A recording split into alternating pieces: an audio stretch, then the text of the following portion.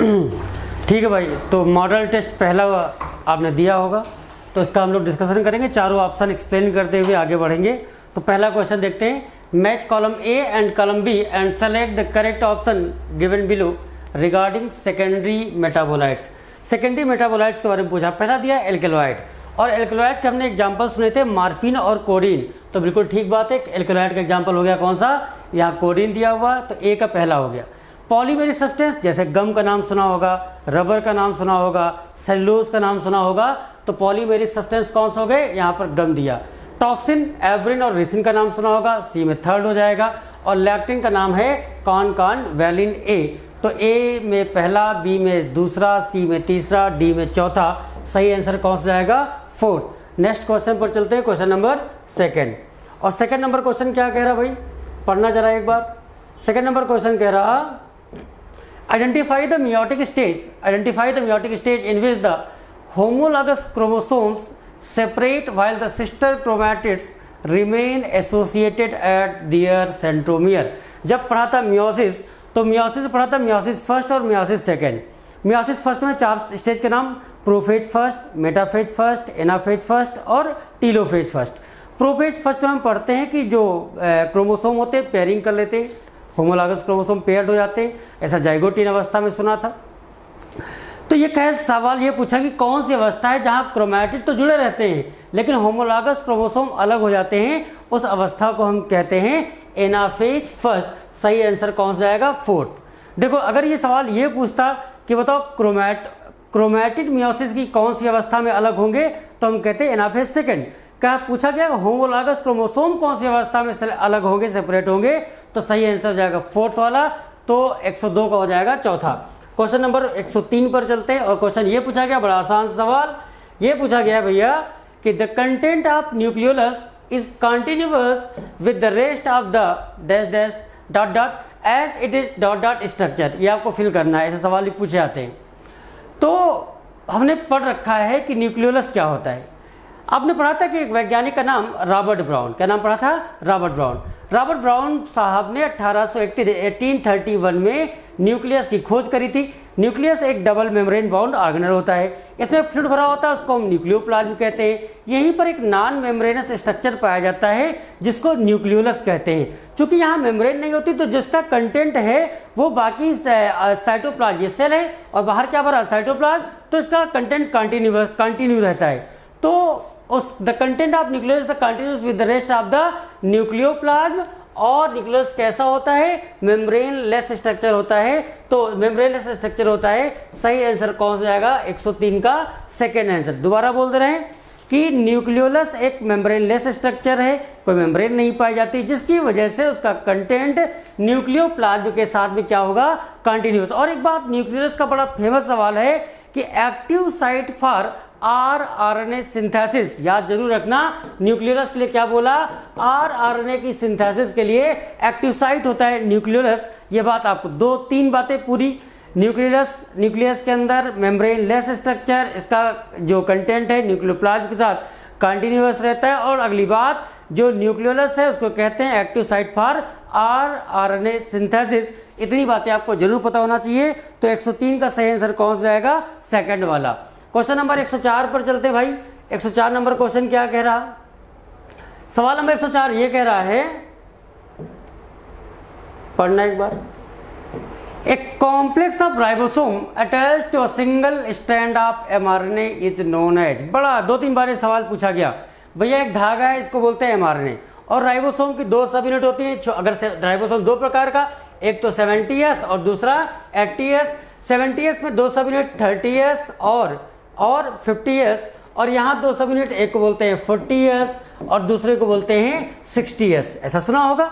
तो जब बहुत सारे राइबोसोम एक सिंगल एमआरएनए से अटैच्ड हो जाते हैं तो इस स्ट्रक्चर को बोला जाता है पॉलीराइबोसोम। क्या बोलते हैं, पॉलीराइबोसोम। और काम क्या होगा, प्रोटीन सिंथेसिस। क्वेश्चन नंबर 104 के बाद नेक्स्ट क्वेश्चन नंबर 105 पर चलते भाई। 105 क्या करा, algal cell wall is made up of. Algae के सेल वॉल किसकी बनी होगी आपको बताना है। तो हम सब जानते हैं कि एल्गी की सेल वॉल बनी होती है सेलुलोज, गैलेक्टन्स, मैनस और मिनरल जैसे कैल्शियम कार्बोनेट। तो 105 का सही आंसर कौन सा हो जाएगा? सेकंड वाला। एल्गी के सलवाल के बारे में पूछा गया कि बताओ किसकी बनी होगी, आप बताओगे सेलुलोज, गैलेक्टन्स, मैनस और मिनरल्स। वही अगर आपसे सवाल ये पूछता बताओ फंजाई की सलवाल किसकी बनी होगी, तो जाहिर सी बात है काइटिन की बनी होती है। पूछता बताओ प्लांट की सलवाल किसकी बनी होगी, तो प्लांट की सलवाल बनी होती साहब सेलुलोज पाया जाता है, हेमिसेलुलोज होता है, पैक्टिन होता है और प्रोटीन। देखो यहाँ लिखा सेलुलोज, हेमिसेलुलोज, प्रोटीन और पैक्टिन। तो ये चारों ऑप्शन लिखे हैं ये किसकी सेल वॉल के बारे में बता रहे हैं? ये प्लांट की सेल वॉल। किसके बारे में बता रहे हैं? प्लांट सेल वॉल के बारे में। दोबारा बोलते रहे, हमने कहा एल्गी की सेल वॉल पूछा है तो सेलुलोज, गैलेक्टन्स, मैनस और मिनरल, सही आंसर सेकेंड। लेकिन पूछता बताओ फंजाई की सेल वॉल किसकी बनी होगी, बताओ काइटिन की बनी होती है। प्लांट की सेल वॉल किसकी बनी होगी? सेलुलोज, हेमिसेलुलोज, प्रोटीन और पैक्टिन। तो सही आंसर वैसे इस सवाल का सेकंड हो जाएगा। क्वेश्चन नंबर 106 पर चलते हैं भाई। Find incorrect statement with regard to centrosome and centriole. पूछा गया कि सेंट्रोसोम और सेंट्रियोल के बारे में इनमें से कौन सी बात सही नहीं लिखी, गलत लिखी है। पहला ऑप्शन लिखा है कि centrosome are surrounded by amorphous pericentriolar material. बिल्कुल ठीक बात। सेंट्रोसोम के चारों तरफ जो मटेरियल होता है, पेरी का मतलब ही होता है चारों तरफ, किसके चारों तरफ? सेंट्रोसोम के पेरीसेंट्रियोलर मटेरियल के द्वारा घिरा होता है। कहते हैं centrosome both centriole lie parallel to each other. ना पैरेलल नहीं कहोगे भैया, कैसे होते हैं? परपेंडिकुलर। तो ये वाली बात क्या हो गई? बी ऑप्शन क्या हो गया? गलत। Centrioles are made up of 9 unevenly. ना सारे के सारे एक समान दूरी पर रखे रहते हैं, 9 के 9 इवनली स्पेस। ये वाला ऑप्शन भी क्या हो गया? गलत। Hub is central proteinaceous part of centriole, ठीक बात। Proteinaceous radial spokes connect hub to peripheral triplet, ये बात भी बिल्कुल ठीक दी लिखी है। तो 106 का सही आंसर हो जाएगा। बी और सी गलत है। थर्ड आंसर दोबारा बोलते रहे, हमने कहा सेंट्रोसोम घिरा होता है एमार्फस पेरीसेंट्रियोलर मटेरियल के द्वारा। सेंट्रोसोम में जो सेंट्रियोल है जो परपेंडिकुलर होते हैं, पैरेलल नहीं होते, गलत लिखा है। सेंट्रियोल 9 पेरीफेरल ट्रिपलेट से बना होता है और जो ट्रिपलेट्स होते हैं आपको पता होगा कि एक समान दूरी पर रखे रहते हैं, ऐसा सुना होगा। कहते हैं जो रेडियल स्पोक हैं वो एक प्रोटीन के बने होते हैं और उस प्रोटीन का नाम साहब आपको याद रखना चाहिए, क्या नाम होता है? ट्यूबुलिन। क्या नाम होता है? ट्यूबुलिन प्रोटीन के बने होते हैं। तो ये बात आपको पता होनी चाहिए। तो ये इस क्वेश्चन से कोई ऑप्शन अगर ऐसा पेपर में आएगा तो ऐसा ही कोई सवाल आएगा, नहीं से कोई ऑप्शन उठा के या ऐसा ही सवाल आपसे पूछ सकते हैं। 107 अगर हम बात करते हैं, in plasma membrane of human erythrocyte which of the following is ratio of protein and lipid respectively. बताओ भाई, प्लाज्मा मेम्ब्रेन के बारे में पढ़ा होगा कि जब इराइथ्रोसाइट और ह्यूमन आरबीसी पर अध्ययन किया गया तो पता चला कि प्रोटीन और लिपिड प्लाज्मा मेम्ब्रेन में पाए जाते हैं। कुछ कार्बोहाइड्रेट भी पाया जाता है, लेकिन प्रोटीन कितना परसेंट और लिपिड कितना परसेंट होगा तो हमको पता है कि 52% प्रोटीन और 40% लिपिड। सही आंसर कौन सा आएगा इसका? थर्ड वाला आंसर इसका सही हो जाएगा। 52% प्रोटीन और 40% क्या है? लिपिड। 107 के बाद नेक्स्ट क्वेश्चन पर चलते हैं। 108 4 different step that occurs during meiosis are given in the following list. ये पहला लिखा complete separation of chromatid, pairing of homologous chromosome, lining up of paired chromosome on equator, crossing over between non sister chromatid of homologous chromosome. The steps would occur in the order. ये ऐसा सवाल पूछा गया कि कौन सी अवस्था है या कब क्रोमैटिड सेपरेट होते हैं, कब होमोलॉगस क्रोमोसोम पेयर्ड होते हैं, कब ये इक्वेटर पर आ जाएंगे क्रोमोसोम, कब क्रॉसिंग ओवर होगा और क्रॉसिंग ओवर किन के बीच में होगा, ऐसा सवाल आपसे पूछा गया। तो हम सब लोग जानते हैं कि मियोसिस की बात करते हैं, मियोसिस फर्स्ट और मियोसिस सेकंड। मियोसिस फर्स्ट में prophase first, metaphase first, anaphase first, telophase first. बोलो भैया, प्रोफेज फर्स्ट में 5 सब स्टेज के नाम सुना होगा। लेप्टोटीन, जाइगोटीन, पैकेटीन, डिप्लोटीन और डाइकाइनेसिस का नाम सुना होगा।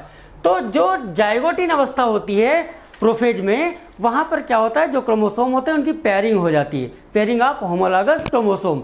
तो सबसे पहला काम होगा पेयरिंग ऑफ होमोलॉगस क्रोमोसोम, सबसे पहले होगा। कौन सी अवस्था में होगा तो आपको पता होना चाहिए, ये काम होता है जाइगोटीन अवस्था में। फिर कहते हैं crossing over between non sister chromatid of homologous chromosome. Crossing over कौन सी अवस्था में होगा? पैचिटिन अवस्था में होगा। सबसे पहले प्रोफेज फर्स्ट में लेप्टोटीन, जहाँ क्रोमोसोम लगातार कॉम्पैक्ट होते हैं, थिनिंग होती रहती है, जो मेम्ब्रेन ऑर्गेनल होते हैं मेम्ब्रेन बाउंड वो धीमे धीमे डिसअपियर शुरू हो जाते हैं, होते नहीं डिसअपियर होना शुरू हो जाते हैं। अगली अवस्था जाइगोटीन आती है, जहाँ होमोलॉगस क्रोमोसोम पेयर्ड होते हैं। फिर पैकिटीन, जहाँ पर क्या होता है नॉन सिस्टर क्रोमैटिड के बीच में क्रॉसिंग ओवर जेनेटिक मटेरियल का एक्सचेंज हो जाता है। तो नंबर 2 पर ये ऑप्शन आ जाएगा। फिर लिखा है कि lining of paired chromosome on equator. Prophase का मेटाफेज, और मेटाफेज व्यवस्था होती है जब सेंट्रियोल से धागे आते हैं, सेंट्रोमियर से जुड़ जाते हैं, खिंचाव पड़ता है, सारे के सारे क्रोमोसोम इक्वेटर पर आ जाते हैं। तो नंबर 3 पर ये वाला ऑप्शन हो जाएगा। और फिर कंप्लीट सेपरेशन ऑफ क्रोमैटिड, ऐसा काम कहाँ होगा? एनाफेज में होगा। तो मेरे हिसाब से सबसे पहले दूसरा होना चाहिए, दूसरे के बाद फिर होना चाहिए चौथा, फिर उसके बाद तीसरा, और पहला सही आंसर होना चाहिए थर्ड। ठीक, तो 108 का सही आंसर हो जाएगा थर्ड। क्वेश्चन नंबर 110 पर चलते हैं हम लोग। How many statement are wrong regarding synthesis phase? Synthesis phase का मतलब क्या है? S phase. जब सेल डिवीजन पढ़ते हैं तो हम पढ़ते हैं जब हम सेल डिवीजन पढ़ते हैं तो वहां पर क्या पढ़ते हैं भाई? इंटरफेज के बारे में पढ़ते हैं, और पढ़ते हैं एम फेज के बारे में, आपको याद होगा। और इंटरफेज में भी क्या पढ़ते हैं? 3 बातें, क्या क्या? G1 S, यहाँ इधर है, चलो इंटरफेज में हम लोग क्या क्या पढ़ते हैं? G1 S और G2। जो एस फेज है इसी फेज को हम कहते हैं सिंथेटिक फेज। और इस फेज में क्या क्या होता है इसके बारे में पूछा गया भाई। तो पहले लिखा period during which DNA synthesis और रेप्लिकेशन टेक्स प्लेस। बिल्कुल ठीक बात, इसका नाम ही सिंथेसिस फेज है, इसका नाम ही सिंथेटिक फेज है। यहाँ डीएनए सिंथेसिस होती है, तो पहला ऑप्शन बिल्कुल ठीक लिखा है। और पूछा गया गलत के बारे में पूछा गया भाई। During this time the amount of DNA पर सेल नॉट चेंज। अरे गलत, यहाँ तो डीएनए का डुप्लीकेशन होता है, डीएनए का अमाउंट 2 गुना हो जाता है। तो ये वाला स्टेटमेंट क्या है? गलत। If the initial amount of DNA is denoted 2C, then it increases to 4C। जाहिर सी बात, कहते हैं यहाँ DNA 2 गुना हो जाता है। कहते हैं मान लो शुरुआत में मात्रा 2 किलो थी, तो डुप्लीकेशन के बाद कितनी हो जाएगी? 4 किलो। या मात्रा मान लो अमाउंट 2C था, तो 2 गुना कितना हो जाएगा? 4C हो जाएगा। तो ये ऑप्शन सही लिखा हुआ है। No increase in chromosome number, बिल्कुल ठीक बात लिखी। ये स्टेटमेंट भी क्या लिखा है? सही लिखा हुआ है। सेंट्रियोल डुप्लीकेशन इन साइटोप्लाज्म, ये बात भी बिल्कुल ठीक लिखी है। It is a quiescent stage, गलत, इसको क्वेसेंट स्टेज नहीं कहते। देखो एस फेज में डीएनए का डुप्लीकेशन होता है, डीएनए का अमाउंट 2 गुना हो जाता है 2C से 4C। क्रोमोसोम की संख्या पर कोई प्रभाव नहीं पड़ता। ये वह अवस्था होती है जब सेंट्रियोल का डुप्लीकेशन होगा। और सेंट्रियोल का डुप्लीकेशन कहाँ होगा? तो सेल के साइटोप्लाज्म में होता है। ठीक भाई, तो ये बातें थी। तो मेरे हिसाब से 2 और 6 इसका गलत है। पूछा गया था कि how many statement wrong, 2 statement गलत लिखे हैं। तो 109 का सही आंसर हो जाएगा सेकंड वाला 2 सही हो जाएगा। आगे बढ़ते हैं 110 पर। और ये क्वेश्चन क्या कह रहा भाई, जरा एक बार पढ़ना। विच the following is a pair of bacteria. ये बहुत बार सवाल पूछा था कि बताओ इनमें कौन सी बैक्टीरियल डिजीज है, कौन सी वायरल डिजीज है, ऐसा सवाल पूछा जाता है। तो आप पढ़ते हैं टाइफाइड और कॉलरा। टाइफाइड कौन करेगा? एक बैक्टीरिया, नाम है साल्मोनेला टाइफी। कॉलरा कौन करेगा? एक बैक्टीरिया, नाम है विब्रियो कॉलरी। यही तो सवाल पूछा गया था, कौन सी बैक्टीरियल डिजीज है? पहला आंसर सही हो जाएगा। खैर, रिंगवॉर्म कौन करेगा? फंगस करता है। नाम क्या होता है? 3 फंगस के नाम सुने होंगे, माइक्रोस्पोरम, इपिडर्मोफाइटन, ट्राइकोफाइटन। एड्स एक वायरल डिजीज है, HIV वायरस करता है। Common cold rhino virus viral disease होती है। डेंगू कैसी बीमारी है भैया? कोई बताएगा? हमें नहीं बताएंगे। डिसेंट्री, आपने नाम सुना होगा, एंटाइबा हिस्टोरेट का अमीबियासिस या डिसेंट्री, हिंदी में पेचिस कहते हैं। या कॉमन कोल्ड कौन करेगा? एक वायरस का नाम सुना होगा, विब्रियो कॉलरी का नाम सुना होगा। बोलो भाई। तो ये बातें हम लोगों ने पढ़ी, पहला आंसर इसका सही हो जाएगा। नेक्स्ट क्वेश्चन पर चलते हैं 111 पर। In the given list how many factor are not include in the cellular barrier. आप पढ़ो और बताओ कि सही आंसर क्या होना चाहिए आपके हिसाब से। इनमें से कौन सेलुलर बैरियर का एग्जाम्पल नहीं है? तो हम जानते हैं स्टमक का एसिड, माउथ में सलाइवा या आंख में जो आंसू होते हैं, टीयर्स होते हैं, वो सेलुलर बैरियर का एग्जाम्पल नहीं होते। फिर होते किसके एग्जाम्पल है भैया? तो ये एग्जाम्पल होते हैं साहब फिजियोलॉजिकल बैरियर। किसके एग्जाम्पल है ये? फिजियोलॉजिकल बैरियर के एग्जाम्पल होते हैं। चलो आगे बढ़ते हैं। तो ये दो तो नहीं होंगे। अच्छा, न्यूट्रोफिल, PMNL का नाम, PMNL नाम सुना होगा, पॉलीमार्फो न्यूक्लियर ल्यूकोसाइड का नाम सुना होगा, या मोनोसाइट, ये दोनों ही क्या होते हैं? Cellular barrier. अच्छा, इंटरफेरॉन भी नहीं होता है सेलुलर बैरियर। अच्छा, इंटरफेरॉन अगर सेलुलर बैरियर नहीं है तो होता क्या है? आपने नाम सुना होगा साइटोकाइन। क्या नाम सुना है? Cytokine barrier. क्या नाम सुना है भाई? साइटोकाइन बैरियर का नाम सुना होगा। तो ये इंटरफेरॉन एग्जाम्पल होते हैं साइटोकाइन बैरियर के। खैर, कितने नहीं है पूछा गया था? 1, 2 और 3, ये तीनों सेलुलर बैरियर के एग्जाम्पल नहीं है। न्यूट्रोफिल और मोनोसाइट होता है। तो 3 नहीं है, तो 111 का सही आंसर हो जाएगा सेकंड। कौन सा हो जाएगा भाई? सेकंड। नेक्स्ट क्वेश्चन पर चलते हैं 112 पर। और क्वेश्चन ये पूछा गया इस डायग्राम को, फिगर को देख के पहचानना है कि कौन सी बात सही। Mark the correctly matched option. अच्छा, पहला लिखा है लीफ ऑफ धतूरा। ये धतूरा की पत्तियां नहीं होती हैं, आपको अच्छी तरीके से पता है ये पत्तियां किसकी हैं। तो ये पत्तियां होती हैं, आपने नाम सुना होगा, ओपियम का नाम सुना होगा। अरे बोलो भाई, नाम सुना है किसका? ओपियम का नाम सुना होगा। तो पहला तो वैसे ही गलत हो गया, ये धतूरा की पत्तियां नहीं है। किसकी पत्तियां हैं? ओपियम की पत्तियां हैं। दूसरी पत्ती बनी हुई है कैनबिस सटाइवा। क्या बना हुआ है? Cannabis sativa. और कैनबिस सटाइवा किसको प्रभावित करेगा? Cardiovascular system. किसको करेगा? कार्डियोवैस्कुलर सिस्टम को प्रभावित करता है। और ये जो कैनबिस सटाइवा होते हैं, ये क्या होते हैं? आपने नाम सुना होगा, लिखेंगे नहीं, कैनेबिनोइड्स का नाम। और ये पूछा जाता सवाल कि कैनेबिनोइड्स के रिसेप्टर कहाँ पर होते हैं, तो आप बताओगे ब्रेन में। कहाँ होते हैं? ब्रेन में। और प्रभावित किसको करेगा? Cardiovascular system. तो सेकंड आंसर सही हो गया। खैर, ये थर्ड ऑप्शन ओपियम, ये ओपियम की पत्तियां दिख रही हैं क्या? ये पत्तियां किसकी हैं? धतूरा। किसकी पत्तियां हैं भाई? धतूरा।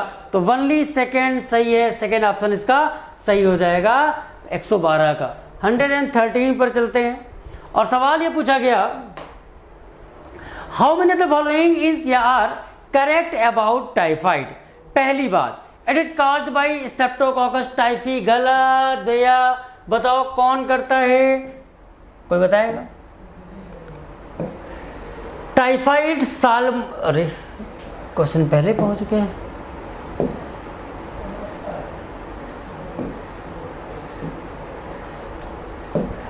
टाइफाइड कौन करेगा? एक बैक्टीरिया का नाम सुना था हम लोगों ने, स्ट्रेप्टोकोकस टाइफी नहीं होगा। कौन सा बैक्टीरिया होता है? Salmonella typhi. ये बात क्या है? गलत लिखी हुई। अच्छा, जो साल्मोनेला टाइफी नामक बैक्टीरिया होता है वो ह्यूमन के स्मॉल इंटेस्टाइन में चला जाता है। अगर ये इसका अटैक होता है बैक्टीरिया का, तो क्या सिम्टम्स आते हैं? बहुत तेज बुखार 39 से 40 डिग्री सेल्सियस, सर में दर्द होना, कॉन्स्टिपेशन का होना, कमजोरी का लगना, भूख का न लगना, लॉस ऑफ एपेटाइट हो जाता है, ऐसे सिम्टम होते हैं। ये बात बिल्कुल ठीक लिखी, इंटेस्टाइन में रहता है। और सिम्टम क्या होते हैं? एक महिला का नाम मैरी मेलॉन नाम सुना होगा, इनको ये टाइफाइड कैरियर थी, इनको टाइफाइड मैरी भी कहा जाता है। तो ये बात भी बिल्कुल ठीक लिखी है। सिर्फ पहला स्टेटमेंट ऐसा है जो गलत लिखा है, तो इसलिए मेरे हिसाब से 113 का सही आंसर हो जाना चाहिए थर्ड वाला। कौन सा जाएगा भाई? अच्छा, करेक्ट पूछा गया, सॉरी करेक्ट पूछा गया था ना। तो सिर्फ ये वाली बात इनकरेक्ट लिखी है, बाकी सारे क्या लिखे हैं? करेक्ट लिखे हैं। 3 सही हैं, 1 गलत। तो सही आंसर कौन सा आएगा? पहला वाला। ठीक, दोबारा बोलते हैं, स्ट्रेप्टोकोकस निमोनिया नहीं होगा। कौन सा बैक्टीरिया होगा? आपको पता है, साल्मोनेला टाइफी। क्या नाम है? Salmonella typhi. क्वेश्चन नंबर अगले पर चलते हैं, 114। Which provide micro environment for the development and maturation of B lymphocyte. मत करो, एनसीईआरटी बी लिम्फोसाइट का जिक्र नहीं किया गया, वहां टी लिम्फोसाइट लिखा है, मिसप्रिंट हो गया। तो बी लिम्फोसाइट की जगह पर कर लो आप टी लिम्फोसाइट। ठीक, टी लिम्फोसाइट के लिए कौन है जो माइक्रो इन्वायरमेंट प्रदान करेगा उसके डेवलपमेंट के लिए और उसके मैचुरेशन के लिए? तो 2 नाम बड़े फेमस है, एक तो नाम सुना होगा बोन मैरो का और दूसरा थाइमस। ये बोन मैरो और थाइमस दोनों ही माइक्रो इन्वायरमेंट प्रोवाइड करते हैं किसके मैचुरेशन के लिए, डेवलपमेंट के लिए टी लिम्फोसाइट, कौन सा लिम्फोसाइट, टी लिम्फोसाइट के मैचुरेशन और डेवलपमेंट के लिए ये माइक्रो इन्वायरमेंट प्रदान करते हैं। दो जगह नाम है, एक का बोन मैरो, दूसरे का थाइमस। क्वेश्चन नंबर 114 के बाद नेक्स्ट पर चलते हैं 115। Match the column first with column second. Column first क्या, कॉलीफ्लावर, पूसा गौरव, पूसा सवानी और पूसा सेंतरी, इनको मैच करवाना है। तो कॉलीफ्लावर की वैरायटी का नाम सुना होगा, क्या नाम सुना है, पूसा, अरे बोलो भाई क्या नाम सुना है, पूसा सुब्रा। तो पहले में हो जाएगा ए में थर्ड। पूसा गौरव किसकी वैरायटी है भैया, तो हम सब ने सुना है कि वैरायटी होती है मस्टर्ड की, बी में हो जाएगा पहला। पूसा सेंथरी क्या है, फ्लैट बीन, डी में क्या हो जाएगा सेकेंड। तो ए में हो गया थर्ड, बी में हो गया फर्स्ट, और पूसा सवानी किसकी वैरायटी है, भिंडी की वैरायटी है भैया। तो सी में हो गया 4, डी में हो गया सेकेंड। मेरे हिसाब से 115 का सही आंसर हो जाएगा थर्ड। कौन सा आएगा, थर्ड। कॉलीफ्लावर पूसा सुब्रा, पूसा गौरव मस्टर्ड, पूसा सवानी भिंडी, सेंथरी फ्लैट बीन। क्वेश्चन नंबर 116 पर चलते हैं। एस्परजिलस नाइगर, एस्परजिलस नाइगर का नाम सुना था कि एस्परजिलस नाइगर से क्या प्राप्त होता है, सिट्रिक एसिड। तो ए में क्या, पहले बी में फर्स्ट, बी में फर्स्ट। एसिटोबैक्टर एसिटाई, इसे क्या मिलेगा, एसिटिक एसिड, सी में कौन सा हो गया सेकेंड। क्लॉस्ट्रिडियम ब्यूटाइलिकम, इसे क्या मिलेगा, ब्यूटाइलिक एसिड, डी में क्या हो गया थर्ड। और लैक्टोबैसिलस किससे मिलता, से क्या मिलेगा, लैक्टिक एसिड, ए में हो गया 4। 116 का सही आंसर हो जाएगा पहला। कौन सा जाएगा भाई, ये आंसर बिल्कुल ठीक लिखा। दोबारा बोलते रहे, Aspergillus niger citric acid, Acetobacter aceti acetic acid, Clostridium butylicum butylic acid, Lactobacillus lactic acid. Next question पर चलते हैं, question number 117। Present time to fulfill the demand of the society in vitro, production of large number of plantlet in short duration is practices in the horticulture is called. भैया बहुत कम समय में, क्योंकि जानते हैं आज़ादी के समय जनसंख्या बहुत कम थी, धीमे धीमे बहुत ज़्यादा बढ़ गई, तो इतनी बढ़ती हुई आबादी का पेट भरने के लिए आवश्यक था कि किसी प्रकार से भोजन का उत्पादन बढ़ाया जाए। तो अनेक उपाय इसके लिए किए गए भोजन के उत्पादन को बढ़ाने के लिए। तो बहुत कम समय में अगर हम बहुत ज़्यादा प्लांट का डेवलपमेंट करना चाहते हैं तो इस बात को कहा जाता है माइक्रो प्रोपगेशन। क्या बोलते हैं, माइक्रो प्रोपगेशन कहते हैं। 117 का सही आंसर हो जाएगा सेकंड। 118 पर चलते हैं भाई। 118 क्या कह रहा, सन 2000 की बात है, मक्के की एक ऐसी वैरायटी बनाई गई जिसमें जो यूजुअल मक्के की वैरायटी थी उनकी तुलना में एमिनो एसिड 2 गुना मात्रा में पाए जाते थे। बताओ उन एमिनो एसिड का नाम क्या होगा। तो 2 एमिनो एसिड का नाम आपको याद रखना चाहिए। एक का नाम है लाइसिन और दूसरे का नाम है ट्रिप्टोफैन। ये 2 ऐसे एमिनो एसिड हैं जो मक्के में नॉर्मल की तुलना में 2 गुना पाए जाते हैं। और इसकी वैरायटी कब बनाई गई, ईयर था 2000। ठीक, तो 118 का कौन सा आएगा, 4th वाला हो जाएगा। नेक्स्ट क्वेश्चन पर चलते हैं, क्वेश्चन नंबर 119। और क्वेश्चन साहब ये कह रहा है BOD biochemical oxygen demand refer to amount of the ... that would be consume if all the ... in 1 of water were oxidized by. देखो भाई BOD की डिफिनेशन हम बोल रहे हैं, सारे ऑप्शन उसी में आपको इंक्लूड हम कर देंगे।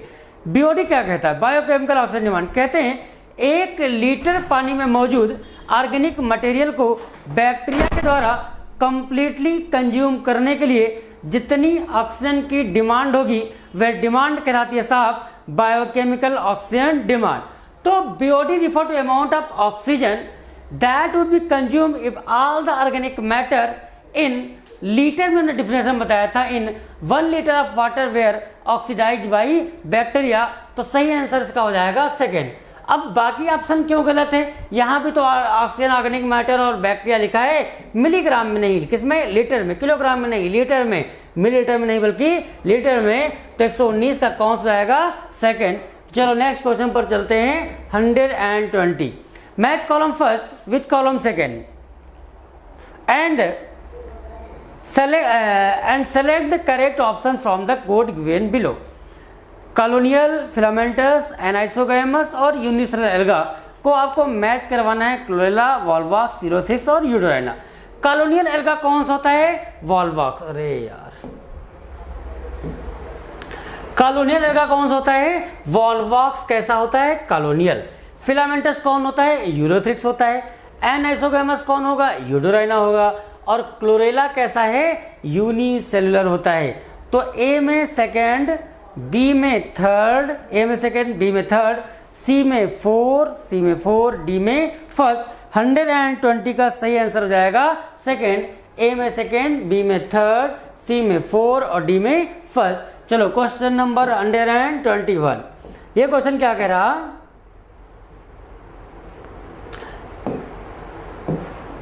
120 तो हो चुका था।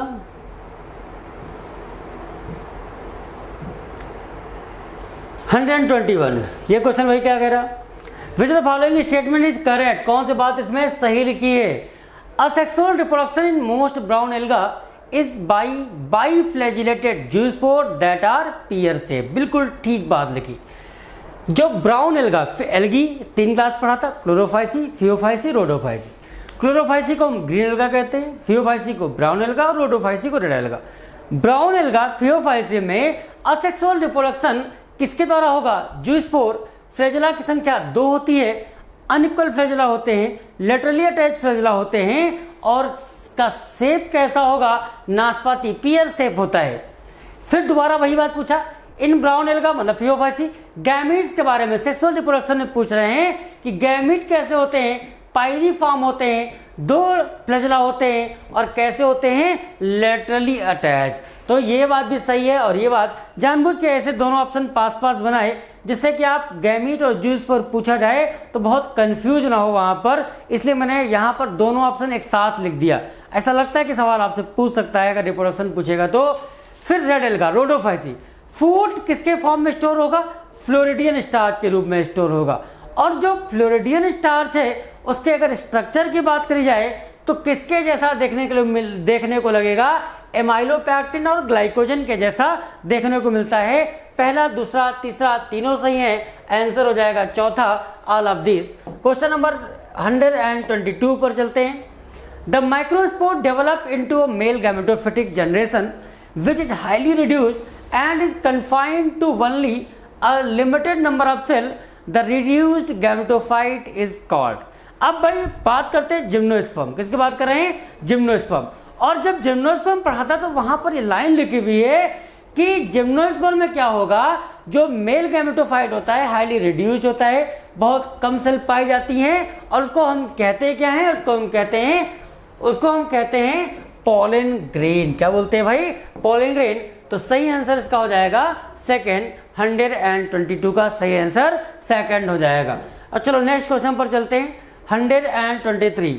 तो 123 क्वेश्चन क्या कह रहा कि स्टेटमेंट को पढ़ो और बताओ कौन सी बात सही लिखी।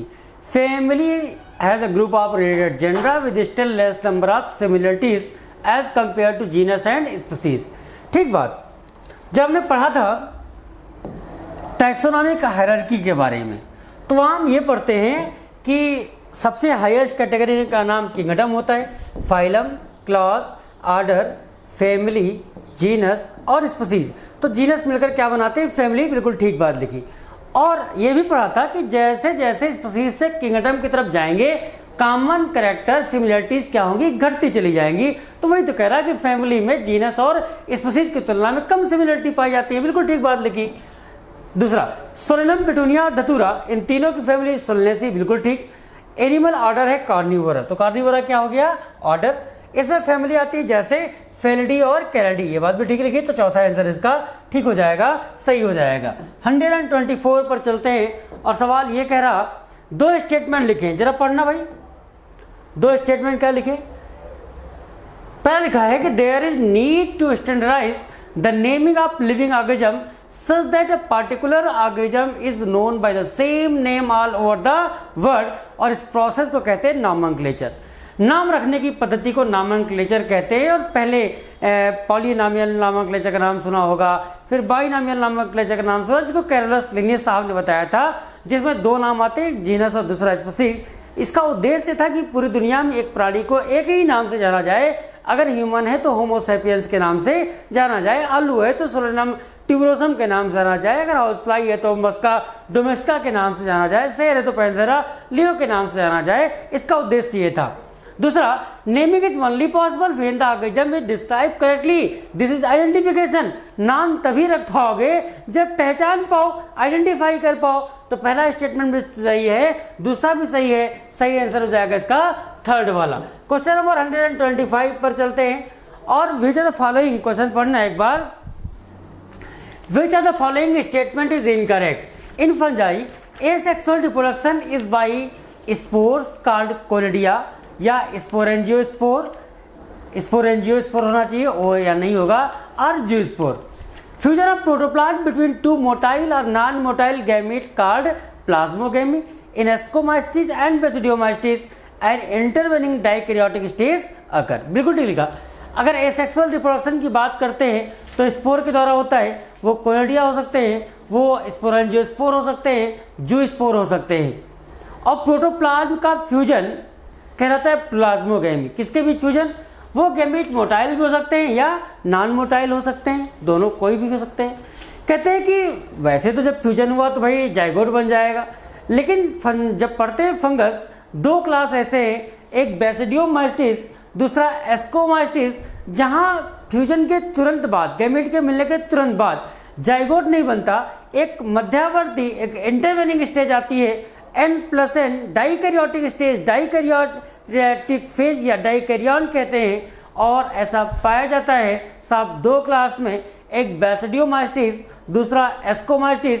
पूछा था इनकरेक्ट कौन सा होगा, यहाँ कोई भी ऑप्शन ऐसा नहीं है जो गलत लिखा हो, तो इसका सही आंसर हो जाएगा चौथा, नन ऑफ दिस। 125 का आंसर कौन सा हो गया? 4। 126 अगर क्वेश्चन की हम बात करते हैं भाई, 126 क्या पूछा? Read the following statement. Agaricus, Ustilago, Puccinia, इनका क्लास कौन सा होगा? Ascomycetes, phycomycetes, basidiomycetes. ये अच्छा सवाल है मेरे हिसाब से, आपको इसको देखना चाहिए। अब बात करते हैं 126 क्वेश्चन नंबर की बात करेंगे। जब पढ़ा था बेसिडियोमाइस्टिस, वहाँ एग्जाम्पल पढ़े थे पक्सिनिया का, रस्ट फंगस कहते हैं, अस्ट्रागो का नाम सुना था, एगरिकस का नाम सुना था, मशरूम का नाम याद होगा। फिर ये तीनों जो पहला ऑप्शन है पूरा सही लिखा। अगला पूछा how many statement are incorrect, ऐसा सवाल पूछा। एल्बिगो, कोलेटोट्राइकम, ट्राइकोडर्मा, ड्यूट्रोमाइस्टिस, ना एल्बिगो नहीं होता है, इसका मेंबर आपने सुना होगा अल्टरनेरिया। क्या नाम सुना है? अल्टरनेरिया का नाम सुना होगा एल्बिगो की जगह पर। अच्छा, फिर एल्बिगो कहाँ आता है? तो एल्बिगो किस क्लास से बिलोंग करता है? एल्बिगो बिलोंग करता है फाइकोमाइस्टिस। कहाँ से करेगा? फाइकोमाइस्टिस से। तो यहाँ पर ड्यूट्रोमाइस्टिस के 3 मेंबर कौन होते हैं? एक का नाम है अल्टरनेरिया, दूसरे का कोलेटोट्राइकम, तीसरे का ट्राइकोडर्मा। तो ये वाला जो ऑप्शन है सेकंड वाला क्या है? इनकरेक्ट। एस्परजिलस, क्लेविसेप्स, न्यूरोस्पोरा, ये सब बिलोंग करते हैं एस्कोमाइस्टिस। न्यूरोस्पोरा का नाम तो जरूर याद रखना चाहिए, Drosophila of the plant kingdom कहते हैं। जेनेटिक्स में खूब सारा इस्तेमाल होता है इसका रिसर्च पर्पज से, ये भी आपको पता होना चाहिए। तो थर्ड वाली बात सही लिखी है, सेकंड गलत लिखा था। एक्टोकार्पस, डिक्टियोटा, लेमिनेरिया, सार्गासम, ये मेंबर होते हैं फियोफाइसी। आपको याद होगा फियोफाइसी के मेंबर है डिक्टियोटा, लेमिनेरिया, फ्यूकस, सार्गासम, एक्टोकार्पस। तो लिखा है एक्टोकार्पस, डिक्टियोटा, लेमिनेरिया और सार्गासम, ये बात भी बिल्कुल ठीक लिखी। पोरफायरा, पॉलीट्राइकम, ग्रेसिलेरिया, जेरेडियम, रोडोफाइसी, ना पॉलीट्राइकम नहीं होता। 4 इसके एग्जाम्पल होते हैं रोडोफाइसी के, पोरफायरा, पॉलीसाइफोनिया, ग्रेसिलेरिया, जेरेडियम। पॉलीट्राइकम इसका एग्जाम्पल नहीं है। तो पॉलीट्राइकम क्या होता है? ये एक ब्रायोफाइट होता है जिसको मॉस के अंतर्गत रखते हैं। तो मेरे हिसाब से सेकेंड और फिफ्थ इसका गलत है। कितने स्टेटमेंट गलत है यही तो पूछा गया था, तो 2 स्टेटमेंट गलत है। सही आंसर हो जाएगा 126 का थर्ड। कौन सा जाएगा भाई? थर्ड। चलो नेक्स्ट क्वेश्चन पर चलते हैं। 127। इन 1971 एक वैज्ञानिक थे, 1971 में उन्होंने कुछ खोजा। वैज्ञानिक का नाम है टीओ डाइनियर। क्या खोजा? एक ऐसा एजेंट, एक ऐसा पार्टिकल खोजा जिसका साइज वायरस से छोटा था, इन्फेक्शन काज करता था पोटैटो में, बीमारी का नाम था पोटैटो स्पिंडल ट्यूबर डिजीज। और देखा गया उस पार्टिकल में आरएनए तो है लेकिन उसके ऊपर बाहर चादर प्रोटीन की कवरिंग नहीं पाई जाती, उसका नाम रखा गया वायराइड। क्या नाम रखा गया? वायराइड नाम रखा गया। आपको ये बात पता होनी चाहिए। फिर से बोल रहे सारी बातें। हमने कहा 1971 में टीओ डाइनर ने एक पार्टिकल खोजा जो आलू में बीमारी करता था, पोटैटो स्पिंडल ट्यूबर डिजीज। देखा कि उस पार्टिकल में जेनेटिक मटेरियल तो है, वो आरएनए होता है, लो मॉलिक्यूलर वेट का होता है, लेकिन उसके ऊपर कोई प्रोटीन की कवरिंग नहीं पाई जाती। इसका नाम क्या पड़ा? वायराइड नाम पड़ा इसका। ऐसा आपने सुन रखा होगा। क्वेश्चन नंबर अगला देखते हैं भाई, 128। विच of the following statement is incorrect? Flora contain the, अच्छा इनकरेक्ट पूछा गया है, इनकरेक्ट पूछा गया है। चलो पढ़ो जरा एक बार। Flora contain the actual account of habitat and distribution of plant of given area. बिल्कुल ठीक बात लिखी है। मोनोग्राफ, एक सिंगल टेक्सॉन के बारे में जानकारी जो दे उसको मोनोग्राफ कहते हैं। और manuals are useful in providing information for identification of name of species found in an area. ये बात भी ठीक लिखी है। पूछा था कौन सी बात गलत है? कोई बात गलत नहीं है, सारी बातें सही लिखी हैं। इसका सही आंसर हो जाएगा चौथा। आओ अगला सवाल देखते हैं भाई, क्या है सवाल? ये है प्योर टाल प्लांट। और देखते हैं, लिख के देखते हैं भाई। लिखा है कि एक प्योर टाल प्लांट, जीनोटाइप क्या होंगे? Capital T capital T, cross with pure dwarf plant small T, in the F1 generation. दोनों क्रॉस करवाएंगे, क्या आएगा? Capital T small T. All plant were tall. बिल्कुल ठीक बात है। सारे प्लांट कैसे हैं? टाल। ये कैसा है? टॉल। ये कैसा है? डॉर्फ। कहते हैं कि दीज टाल प्लांट, मतलब ये वाले, of F1 generation were self and ratio of tall to dwarf are obtained. भाई इनकी क्या की गई? F1 जनरेशन की selfing. Capital T small T का क्रॉस करवाया, कैपिटल टी स्मॉल टी। आओ चक्कर बोर्ड बनाते हैं जल्दी से भाई, बताओ क्या आ जाएगा? Capital T small T, capital T small T. चलो लिखो, capital T capital T, capital T small T, capital T small T, small T small T. सवाल था कि ratio of tall to dwarf. ये कैसा प्लांट है? टाल। ये भी कैसा प्लांट है? टाल। अरे ये इसको भी टाल लिख देते हैं। ये भी कैसा प्लांट है? टाल। ये कैसा है? डॉर्फ। 1 2 3, 3 कैसे हैं? टाल। और एक कैसा है? डॉर्फ। रेशियो क्या है? 3:1। दिस इज कॉल्ड, इस नियम को जो ये आया 3:1, ये किसके हिसाब से आया? Heredity, dominance, inheritance, codominance. तो आपने पढ़ा था मेंडल का मोनोहाइब्रिड क्रॉस, और उस नियम से बताया था लॉ ऑफ डोमिनेंस का। क्या बताया था? लॉ ऑफ डोमिनेंस का, यही तो बताया था। तो ये क्या है भैया? डोमिनेंसी के हिसाब से ऐसा आता है। जो डोमिनेंट एलील होगा वो अपने आप को एक्सप्रेस करेगा, होमोजाइगस और हेटेरोजाइगस दोनों फॉर्म में एक्सप्रेस करेगा। तो क्वेश्चन नंबर 129 के बाद हम नेक्स्ट पर चलते हैं 130। Which of the following is incorrect statement? Regulation of the operon by repressor is referred to as negative regulation. बिल्कुल ठीक बात। एक बात तो बताएं, अपने सिलेबस में पॉजिटिव के बारे में कुछ लिखा नहीं है। पॉजिटिव रेगुलेशन ऐसा नहीं कि नहीं होता, होता है, पर सिलेबस में नहीं है तो इसका जिक्र नहीं करते। खैर, regulation of the operon by repressor is referred to as negative regulation. एकदम ठीक बात। रेप्रेसर के द्वारा ऑपरेंड में जो रेगुलेशन है उसको क्या बोलते हैं? नेगेटिव। और बीटा गैलेक्टोसाइडेज नामक जो एंजाइम है, इसके लिए सबस्ट्रेट कौन सा होगा? लैक्टोज। ये बात भी क्या लिखी है? ठीक। 3 स्ट्रक्चरल जिनके नाम सुनते हैं, जेड, वाई और ए। जेड किसको कोड करेगा? Beta galactosidase. वाई किसको कोड करेगा? Transacetylase. गलत, ट्रांस एसिटाइलेज को नहीं करेगा। ये कोड किसको करता है? परिमेज। किसको करेगा? परिमेज। और जो ट्रांस एसिटाइलेज है उसको कौन कोड करेगा? ए। कौन करेगा? ए करेगा। तो इसका फोर्थ आंसर क्या है? गलत लिखा है। Y gene code for transacetylase. गलत। किसको कोड करेगा? वाई जीन परिमेज को कोड करेगा। ठीक, चलो आगे बढ़ते हैं। 131 की बात करते हैं। In order of explain the mode of inheritance of character through successive generation, Mendel proposed that the two alternative factor for each character become separated during the formation of gamete, and each factor has an equal chance of being transferred the offspring. This phenomenon is known as, भैया कहते हैं कि जो किसी एक factor के लिए दो अल्टरनेटिव फॉर्म एलील हैं वो जब अलग होते हैं तो एक दूसरे पर डिपेंड नहीं करते। मान लो लिखा है कैपिटल टी, मान लो लिखा है कैपिटल टी स्मॉल टी, तो ये वाला अलग होगा तो इससे कोई लेना देना नहीं है, और ये अलग होगा तो इससे लेना देना नहीं है। इसको हम कहते हैं प्रिंसिपल्स ऑफ सेग्रीगेशन। क्या बोलते हैं? Principle of segregation. तो 131 और 131 का आंसर हो जाएगा थर्ड वाला। नेक्स्ट क्वेश्चन पर चलते हैं, और ये क्वेश्चन है 132। ये बड़ा आसान सवाल। In a population of 1000 individual 360 belong to genotype capital A. अरे यार बार बार भूल जाते हैं, हमें लगता है दवा खानी पड़ेगी। आगे बढ़ते। कैपिटल ए कितना है? 360। कैपिटल ए स्मॉल ए कितना है? बताया 160। अच्छा 480, और स्मॉल ए कितना है? 160 दिया हुआ। ये सब दिए हुए हैं, और टोटल पॉपुलेशन कितनी दी है? 1000। कितनी दी है? 1000।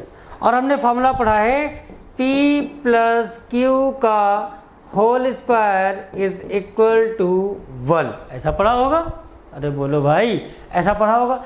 इस फार्मूले से हम सॉल्व करें सवाल, और एलील ए के लिए पूछा गया है, तो सही आंसर आ जाएगा जी। अब कौन सॉल्व करे, टाइम नहीं लग रहा। सही आंसर आ जाएगा 0.6, क्योंकि ये सवाल आप बहुत बार कर चुके हो, कि बताने की कोई जरूरत नहीं है। बोलो भाई, आगे बढ़ जाते हैं। A gene is said to be dominant if. एक जीन है, उसको डोमिनेंट कब कहेंगे? उस जीन को डोमिनेंट जीन तब कहेंगे जब अपने आप को दोनों जगह, अगर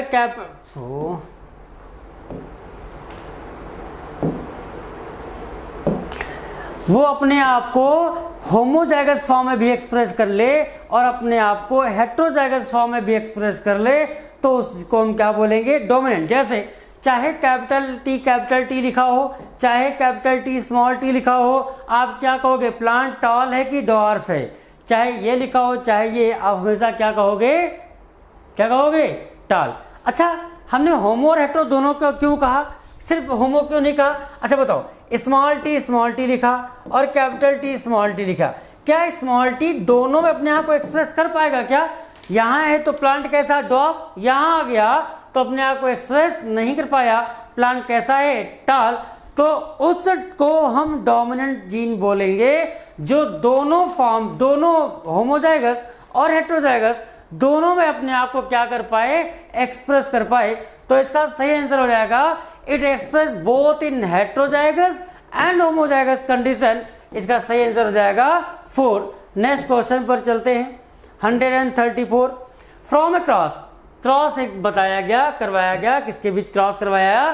capital A capital B small B, इसका क्रॉस करवाया small A capital B small B. तो जीनोटाइप हमें मिले, क्रॉस करने की जरूरत नहीं, जीनोटाइप दिया है। क्या मिले? Capital A capital B capital A capital B small B. और क्या जीनोटाइप मिला? और मिला कैपिटल ए स्मॉल बी, और मिला स्मॉल ए स्मॉल बी। इनका रेशियो पूछा गया, और हमने पढ़ा है कि 2 की पावर n, और n मतलब हेट्रोजाइगस पेयर। यहां बताओ कितने हेट्रोजाइगस पेयर हैं? 1, तो क्या देंगे? 2 की पावर 1 बराबर 2। यहां कितने हेट्रोजाइगस हैं? 2 गड़बड़ हैं, तो 2 की पावर 2 बराबर 4। यहां कितने हेट्रोजाइगस है? 1, 2 की पावर 1 बराबर 2। यहां कितने हेट्रोजाइगस है? कोई हेट्रोजाइगस नहीं, तो 2 की पावर 0 बराबर 0। क्या हमारे पास आया? 2 4 2 0। सॉल्व करेंगे तो क्या आएगा? 1 2 1 0 1 2 1 0 क्या हो जाएगा?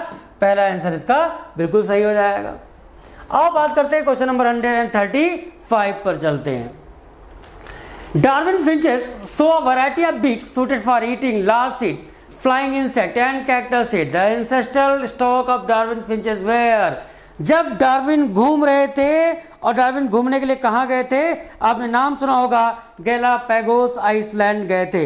वहाँ देखा कुछ छोटी छोटी चिड़िया थी, और वो चिड़िया कैसी थी? काले रंग की, स्मॉल ब्लैक बर्ड देखा, और बाद में उसी को कहा गया डार्विन फिंचेस। देखा गया उन्हीं छोटी स्मॉल ब्लैक बर्ड से जो ओरिजिनल वाली थी वो खाती थी इंसेक्ट ना, सीड खाती थी। क्या खाती थी? सीड। उनसे इवोल्यूशन हुआ, और इवोल्यूशन होके क्या हुआ? कुछ ऐसी चिड़िया बन गई जो वेजिटेरियन थी, सीड खाती थी, प्लांट खाती थी, और कुछ ऐसी बन गई जो इंसेक्ट को खाती थी। खैर यहाँ ओरिजिनल पूछा गया है, एंसेस्ट्रल पूछा गया है, और ओरिजिनल वाली कैसी थी? ओरिजिनल वाली जो चिड़िया थी वो सीड खाती थी, वेजिटेरियन थी, लेकिन इनकी चोंच में कुछ ऐसा बदलाव हुआ समय के साथ में कुछ ऐसा बदलाव हुआ, या कह दो एवोल्यूशन हुआ, या अपने आप को वहाँ के एनवायरनमेंट के हिसाब से बदला कि कुछ ऐसी हो गई जो सीड खाती थी, कुछ ऐसी हो गई जो इंसेक्टिवोरस, इंसेक्ट को खाने वाली हो गई। ऐसा आपने पढ़ा होगा। तो इस 135 का ओरिजिनल वाला पूछा गया था, और ओरिजिनल जब भी पूछे आप क्या बताओगे? यहाँ पर सीड ईटर थी, वेजिटेरियन थी, छोटी छोटी चिड़िया, जिन्हें बाद में डार्विन फिंचेस कह दिया गया। 136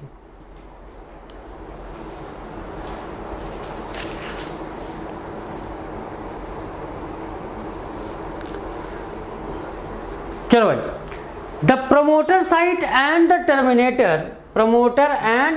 terminator site for transcription are located at. हम जानते हैं सिंपल सी बात, जो ट्रांसक्रिप्शन यूनिट होती है 5 प्राइम एंड पर अप स्ट्रीम पर क्या होगा? प्रमोटर साइट लगा होगा, और 3 प्राइम एंड पर, 3 प्राइम या डाउन स्ट्रीम एंड पर कौन लगा होगा? टर्मिनेटर लगा होगा। सही आंसर इसका हो जाएगा सेकेंड। दोबारा बोल रहे हैं, जो यूनिट है ट्रांसक्रिप्शन यूनिट, उसके 5 प्राइम एंड पर प्रमोटर, 3 प्राइम एंड पर टर्मिनेटर लगा होता, या अप स्ट्रीम पर प्रमोटर, डाउन स्ट्रीम पर टर्मिनेटर लगा होता है। ये क्वेश्चन था 136। Next, during the growth of any population more individual acquire peripheral character value at both end of the distribution कर विच लीड टू। क्या बनेगा ऐसी कंडीशन में? देखो भाई, स्टेबलाइजिंग तब बनता है जब सारे कहाँ आ जाएं? बीच में आ जाएं, मीन पोजीशन। डायरेक्शनल कब होगा? जब लोग ज्यादा किसी एक डायरेक्शन में इकट्ठा होना शुरू हो जाएं, मीन से हटकर, ये मीन है, इस तरफ ज्यादा लोग इकट्ठा हो गए तो डायरेक्शनल।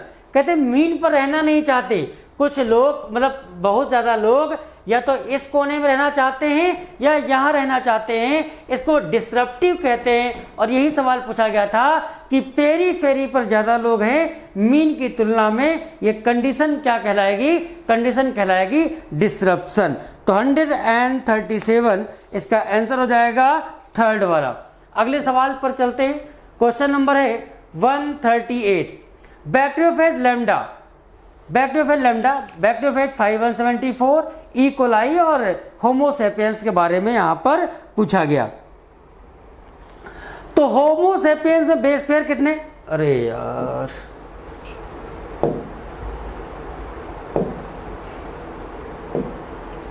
होमोसेपियंस में बेस पेयर कितने होते हैं? ये रटवाने वाली बात है, आपको पता है, पर डेटा याद रखना।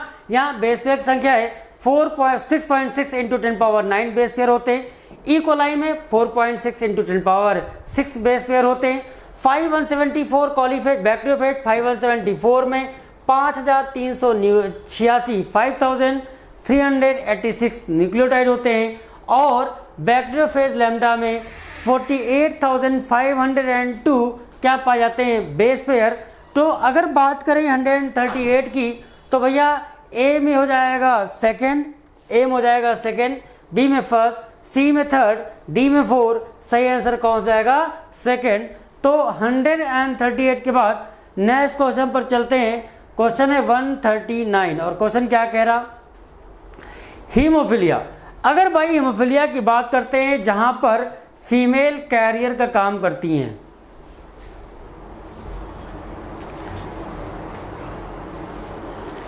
हीमोफीलिया जहां पर फीमेल क्या काम करती हैं, कैरियर का काम करती है ना। और कौन सी फीमेल हो, अरे होमोजाइगस तो होंगे, हेटेरोजाइगस फीमेल क्या करेंगी, कैरियर। और अगर हीमोफीलिया के पेशेंट की बात करी जाए, जरा सा अगर कहीं चीरा लग जाए, कट लग जाए, खून निकलना बंद नहीं होता, क्लॉट नहीं करता, क्लॉटिंग की दिक्कत आती है, हीमोफीलिया डिलेड क्लॉट। अरे भाई साहब,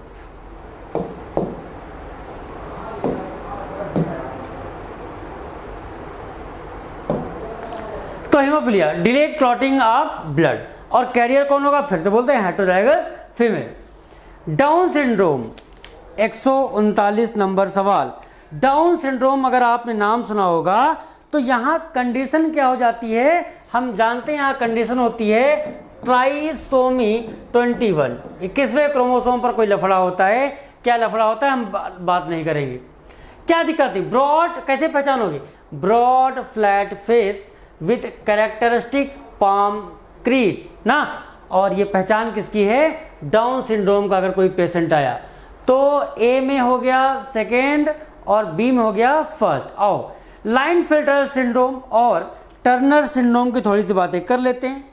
लाइन फिल्टर क्या कंडीशन होती है, 44 प्लस XXY, एक क्रोमोसोम पुरुष में X क्रोमोसोम ज्यादा हो जाता है, जिसकी वजह से पुरुषों में महिलाओं के लक्षण आ जाते हैं। गाइनेकोमेस्टिया का नाम सुना होगा। और क्या, टाल स्टेचर्स विथ फेमिनाइज्ड कैरेक्टर, ये पहचान है लाइन फिल्टर सिंड्रोम की। एक क्रोमोसोम, कौन सा क्रोमोसोम, X क्रोमोसोम ज्यादा हो जाएगा पुरुष में। टर्नर सिंड्रोम कंडीशन होती है 44 प्लस X0। इसमें क्या होता है, महिलाओं में X क्रोमोसोम अगर डिलीट हो जाए तो क्या होता है, रूडिमेंट्री ओवरीज हो जाती हैं। फीमेल कैसी हो जाती है, स्टेराइल हो जाती है। कैसी हो जाती है भैया, स्टेराइल। तो इसका सही आंसर अगर पूछा जाए तो ए में सेकेंड, बी में फर्स्ट, सी में 4, डी में थर्ड। सही आंसर हो जाएगा सेकेंड, 139। क्वेश्चन नंबर 140 पर चलते हैं। In Drosophila melanogaster the genes white and yellow, क्या बोला, the genes white and yellow. ठीक, चलो देखते भाई। सो कितने परसेंट रिकॉम्बिनेंट शो करेंगे व्हाइट और येलो की अगर बात करी जाए, तो यहां पर रिकॉम्बिनेंट कम होते हैं। जो पेरेंटल टाइप के होते हैं वो होते हैं 98.7%, और जो रिकॉम्बिनेंट टाइप के होते हैं वो होते हैं 1.3%। वही दूसरी कंडीशन, व्हाइट एंड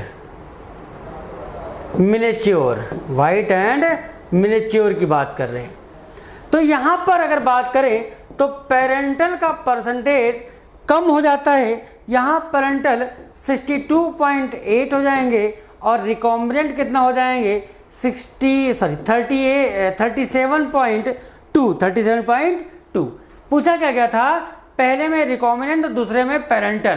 तो यहाँ रिकॉम्बिनेंट हो जाएंगे 1.3%। क्या हो जाएंगे 1.3, और दूसरे में पेरेंटल कितने हो जाएंगे 62.8% हो जाएंगे। 1.3 62.8 सही आंसर हो जाएगा 4, सामने लिखा है, एक बार देख लो दोबारा बोले। व्हाइट और येलो के लिए पूछे, पेरेंटल 98.7, रिकॉम्बिनेंट 1.3%, व्हाइट मिनिच्योर में पेरेंटल 62.8%, रिकॉम्बिनेंट 37.2%। रिकॉम्बिनेंट पूछा गया था व्हाइट और येलो का 1.3 हो जाएगा। यहाँ पेरेंटल पूछा था 62.8। फोर्थ आंसर इसका बिल्कुल ठीक हो जाएगा। चलो चलते हैं नेक्स्ट क्वेश्चन पर, 141। अगर 141 की बात करें, in double strand DNA molecule the percentage of cytosine is 18%। ए भाई आपने सुना है, क्या सुना है कि प्यूरिन बराबर, अरे बोलो यार, प्यूरिन बराबर पायरिमिडीन, प्यूरिन बराबर पायरिमिडीन। प्यूरिन कौन से, एडेनिन, ग्वानिन, और पायरिमिडीन थायमिन और साइटोसिन। ठीक, तो यहां लिखा है कि साइटोसिन का परसेंटेज है 18, साइटोसिन कितना 18। तो साइटोसिन अगर 18 है तो ये कितना हो जाएगा 32 हो जाएगा। ठीक, और जानते हैं कि एडेनिन जुड़ेगा थायमिन से, ग्वानिन जुड़ेगा साइटोसिन से। तो जितना साइटोसिन होगा उतना ही होगा ग्वानिन। साइटोसिन 18 है तो ग्वानिन भी होगा 18। थायमिन अगर 32 दिया है तो एडेनिन भी हो जाएगा 32। यही तो पूछा है, एडेनिन कितने परसेंट होगा, तो एडेनिन का परसेंटेज होगा 32। एकदम सही सवाल। दोबारा बोल रहे हैं, purine equal to always and always purine equal to pyrimidine. Purine में क्या एडेनिन, ग्वानिन, पायरिमिडीन में थायमिन, साइटोसिन। जितना होगा साइटोसिन उतना ही होगा जितना होगा साइटोसिन उतना होगा ग्वानिन, जितना होगा थायमिन उतना होगा एडेनिन। चलो नेक्स्ट क्वेश्चन पर, क्वेश्चन नंबर 142। कहते हैं example of edible underground stem. Edible underground stem का एग्जाम्पल आपसे पूछा है। तो ये हम जानते हैं, ऊपर के जो तीनों एग्जाम्पल लिखे हैं वो सारे के सारे एग्जाम्पल किसके हैं, ये सब एग्जाम्पल हैं स्टेम के। और पोटैटो किसका एग्जाम्पल है, रूट का एग्जाम्पल है ना। बोलो भाई, एक बात तो बताएं, आपने नाम सुना होगा अंडरग्राउंड स्टेम में, सॉरी ये सारे एग्जाम्पल किसके थे, रूट के। और ये किसका एग्जाम्पल है, अरे यार ये क्या हो जाता है बार बार, ये एग्जाम्पल किसका, स्टेम का। अंडरग्राउंड स्टेम के 5 एग्जाम्पल एनसीईआरटी में एक साथ लिखे, सीक्वेंस में लिखे हैं। पोटैटो, जिंजर, टर्मरिक, जैमिनकन, कोलोकेशिया। दोबारा बोले, पोटैटो, जिंजर, टर्मरिक, जैमिनकन, कोलोकेशिया।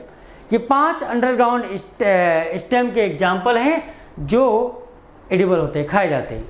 तो ये तीनों ऊपर के एग्जाम्पल किसके हैं, बोलो भाई, रूट के। ये किसका एग्जाम्पल है, स्टेम का। यही तो पूछा गया था। तो 142 का सही आंसर हो जाएगा 4। नेक्स्ट क्वेश्चन पर चलते हैं, 143। Placentation in which ovule develop on the inner wall of the ovary or in peripheral part. अगर ऐसी बात पूछी जाए कि बताओ जो ऐसा प्लेसेंटेशन जहाँ जो ओव्यूल हैं वो ओवरी की इनर वॉल या पेरीफेरल पार्ट पर हैं, तो प्लेसेंटेशन कहलाता है पैराइटल। क्या कहलाता है भाई, पैराइटल। अच्छा, बेसल का एग्जाम्पल क्या होगा, सनफ्लावर और मैरीगोल्ड का नाम सुना होगा। एक्साइल का नाम सुना होगा, चाइना रोज, टोमेटो, लेमन। और पैराइटल का एग्जाम्पल क्या होगा, मस्टर्ड और आर्जिमोन। फ्री सेंट्रल का एग्जाम्पल होता है डायंथस और प्राइमरोज। ये एग्जाम्पल आपको याद रखने चाहिए, एग्जाम पूछ सकता है आपसे। Next question, the technical term use for the androecium in a flower of China rose, hibiscus rosa sinensis. देखो यहाँ चाइना रोज की अगर बात करी जाए तो सारे के सारे स्टामेन एक बंडल में होते हैं, कंडीशन मोनोडेल्फस कहलाती है। पी में 2 बंडल में होते हैं तो डाइडेल्फस कहते हैं। और सिट्रस में 2 से ज़्यादा बंडल होते हैं तो कंडीशन पॉलीडेल्फस कहलाती है। खैर यहाँ चाइना रोज का पूछा गया था तो सही आंसर हो जाएगा मोनोडेल्फस। ठीक, नेक्स्ट क्वेश्चन चलते हैं। ग्राउंड टिश्यू इंक्लूड्स, कहते हैं एपिडर्मिस और वैस्कुलर बंडल को हटा दो, जितना कुछ बचे वो कहलाता है क्या, ग्राउंड टिश्यू। हमने क्या बोला, एपिडर्मिस और वैस्कुलर बंडल, जाइलम और फ्लोएम को हटाकर जो कुछ भी बचा वो क्या कहलाता है, ग्राउंड टिश्यू कहलाता है। तो 145 का सेकेंड हो जाएगा। 146 नंबर क्वेश्चन की बात करते हैं। A major characteristic of the monocot root is the presence of. भैया मोनोकाट रूट में क्या होता है, यहाँ पर जो जाइलम और फ्लोएम है उनके बीच में कैम्बियम नहीं पाई जाती। Vasculature without cambium, second answer हो जाएगा। अच्छा, एक बात यहाँ और याद रखना कि मोनोकाट रूट में जाइलम बंडल की बात करी जाए तो पॉली आर्च कंडीशन पाई जाती है। 6 से ज़्यादा बंडल पाए जाते हैं, पॉली आर्च कंडीशन कहलाती है। और चूंकि यहाँ पर कैम्बियम नहीं होती तो मोनोकाट रूट में क्या नहीं होगा, सेकेंडरी ग्रोथ भी अब्सेंट होगी। ये बात आपको पता होनी चाहिए। 147 स्टेटमेंट लिखा हुआ है, 2 स्टेटमेंट लिखे हैं सामने आपके, पढ़ना जरा। पहला स्टेटमेंट ये कह रहा कि only green plant and cyanobacteria can prepare their own food. सिर्फ ग्रीन प्लांट और साइनोबैक्टीरिया। वैसे साइनोबैक्टीरिया के बारे में एक बात और बताएं, दुनिया में पहले ऑर्गेनिज्म साइनोबैक्टीरिया अर्थात ब्लू ग्रीन एल्गी थे जिन्होंने अर्थ के एटमॉस्फेयर में ऑक्सीजन ऐड करने का काम किया था, ये बात याद रखना। तो ये दोनों अपना भोजन स्वयं बना सकते हैं।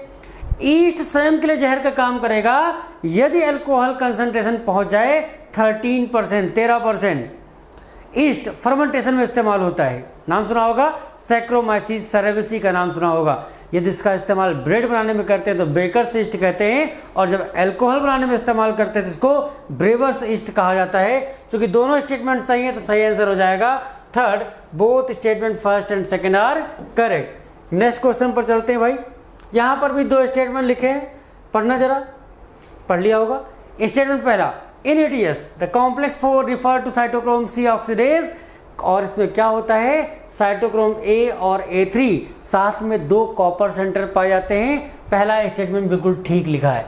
दूसरे स्टेटमेंट पर चलते हैं, लिखा है the ratio of the volume of oxygen evolve to the volume of CO2 consume. अरे RQ बराबर क्या होता है, RQ बराबर होता है volume of CO2 upon volume of oxygen. Volume of CO2 evolve upon volume of oxygen use. तो ये स्टेटमेंट क्या है, दूसरा वाला स्टेटमेंट क्या लिखा, ये गलत लिखा है भैया। यहाँ ऑक्सीजन अपॉन CO2 कह रहा है, होना क्या चाहिए, CO2 अपॉन ऑक्सीजन होना चाहिए। तो पहला सही है, दूसरा गलत। First statement is correct but second is incorrect. तो 148 का हो जाएगा फर्स्ट। 149 देखो भाई, सवाल पढ़ना एक बार, पढ़ लिया होगा। कौन सी बात इनकरेक्ट पूछी गई, और देखते हैं क्या इनकरेक्ट है। ओरिजिन ऑफ रेप्लिकेशन, वह जगह जहां से रेप्लिकेशन शुरुआत होती है। इसके साथ साथ ये जो डीएनए का टुकड़ा जोड़ा गया था उसके कॉपी नंबर को भी कंट्रोल करता है। तो पहली बात तो सही लिखी है, इनकरेक्ट पूछा गया। DNA fragment can be separated by technique, और टेक्निक को बोलते हैं gel electrophoresis. Agrobacterium tumefaciens a pathogen of several monocot plant. अरे नहीं भाई, मोनोकॉट नहीं होना चाहिए था, क्या होना चाहिए था, डाइकॉट प्लांट होना चाहिए। तीसरा वाला क्या हो गया, गलत। और रेट्रोवायरस एनिमल सेल में क्या करता है, ये नॉर्मल, इसके अंदर क्षमता होती है कि नॉर्मल सेल को कैंसरियस सेल में बदल देने की। तो चौथी बात भी क्या लिखी है, सही। पहली सही, दूसरी सही, चौथा सही, तीसरा क्या है, गलत। और यही पूछा गया था, आंसर हो जाएगा थर्ड। क्वेश्चन नंबर 150 पर चलते हैं। और 150 नंबर क्वेश्चन कह रहा कि एक एंजाइम है और एंजाइम का नाम है टैग पॉलीमरेज। क्या नाम है, टैग पॉलीमरेज। कहते हैं कि पीसीआर में इसका इस्तेमाल होता है, ज़्यादा टेम्परेचर पर भी काम कर सकता है, फंक्शन कर सकता है। कहाँ से निकालते हैं थर्मस एक्वेटिकस। कहाँ निकालते हैं, थर्मस एक्वेटिकस से निकालते हैं। 150 का थर्ड सही हो जाएगा। 151 नंबर पर, एट प्रेजेंट इस समय how many recombinant therapeutics have been approved for human use over the world. पूरी दुनिया में कितने ऐसे थेरेप्यूटिक रिकॉम्बिनेंट हैं जो अप्रूव्ड हो चुके हैं पूरी दुनिया में, 30। और इंडिया में अगर पूछा जाता तो इंडिया में कितने हैं, इंडिया में साहब 12। इंडिया में कितने, 12। और दुनिया में कितने, 30। दुनिया के लिए पूछा गया, वर्ल्ड के लिए पूछा गया, आंसर हो जाएगा सेकेंड। नेक्स्ट क्वेश्चन पर चलते हैं। 152, दो स्टेटमेंट। पहला, first clinical gene therapy was given in 1990 to a 4-year girl with adenosine deaminase deficiency। Adenosine deaminase deficiency हो गई, ये पहली क्लिनिकल जीन थेरेपी दी गई थी 1990 में 4 साल की बच्ची को, जिसमें किसकी डिफिशियंसी थी, एडिनोसिन डीएमिनेज। तो एक बात बताएं, अगर किसी में एडिनोसिन डीएमिनेज की डिफिशियंसी हो जाए तो क्या प्रभावित होगा, इम्यून सिस्टम। क्या प्रभावित हो जाएगा, इम्यून सिस्टम प्रभावित हो जाएगा। ये ऐसा एंजाइम है जो इम्यून सिस्टम के लिए बहुत ज़्यादा जरूरी है। और ये पहली बार जीन थेरेपी करी गई थी बच्ची में 4 साल की। दूसरा, insulin consist of 2 short polypeptide chain A और चेन बी, और दोनों आपस में जुड़े होते हैं डाइसल्फाइड लिंकेज के द्वारा।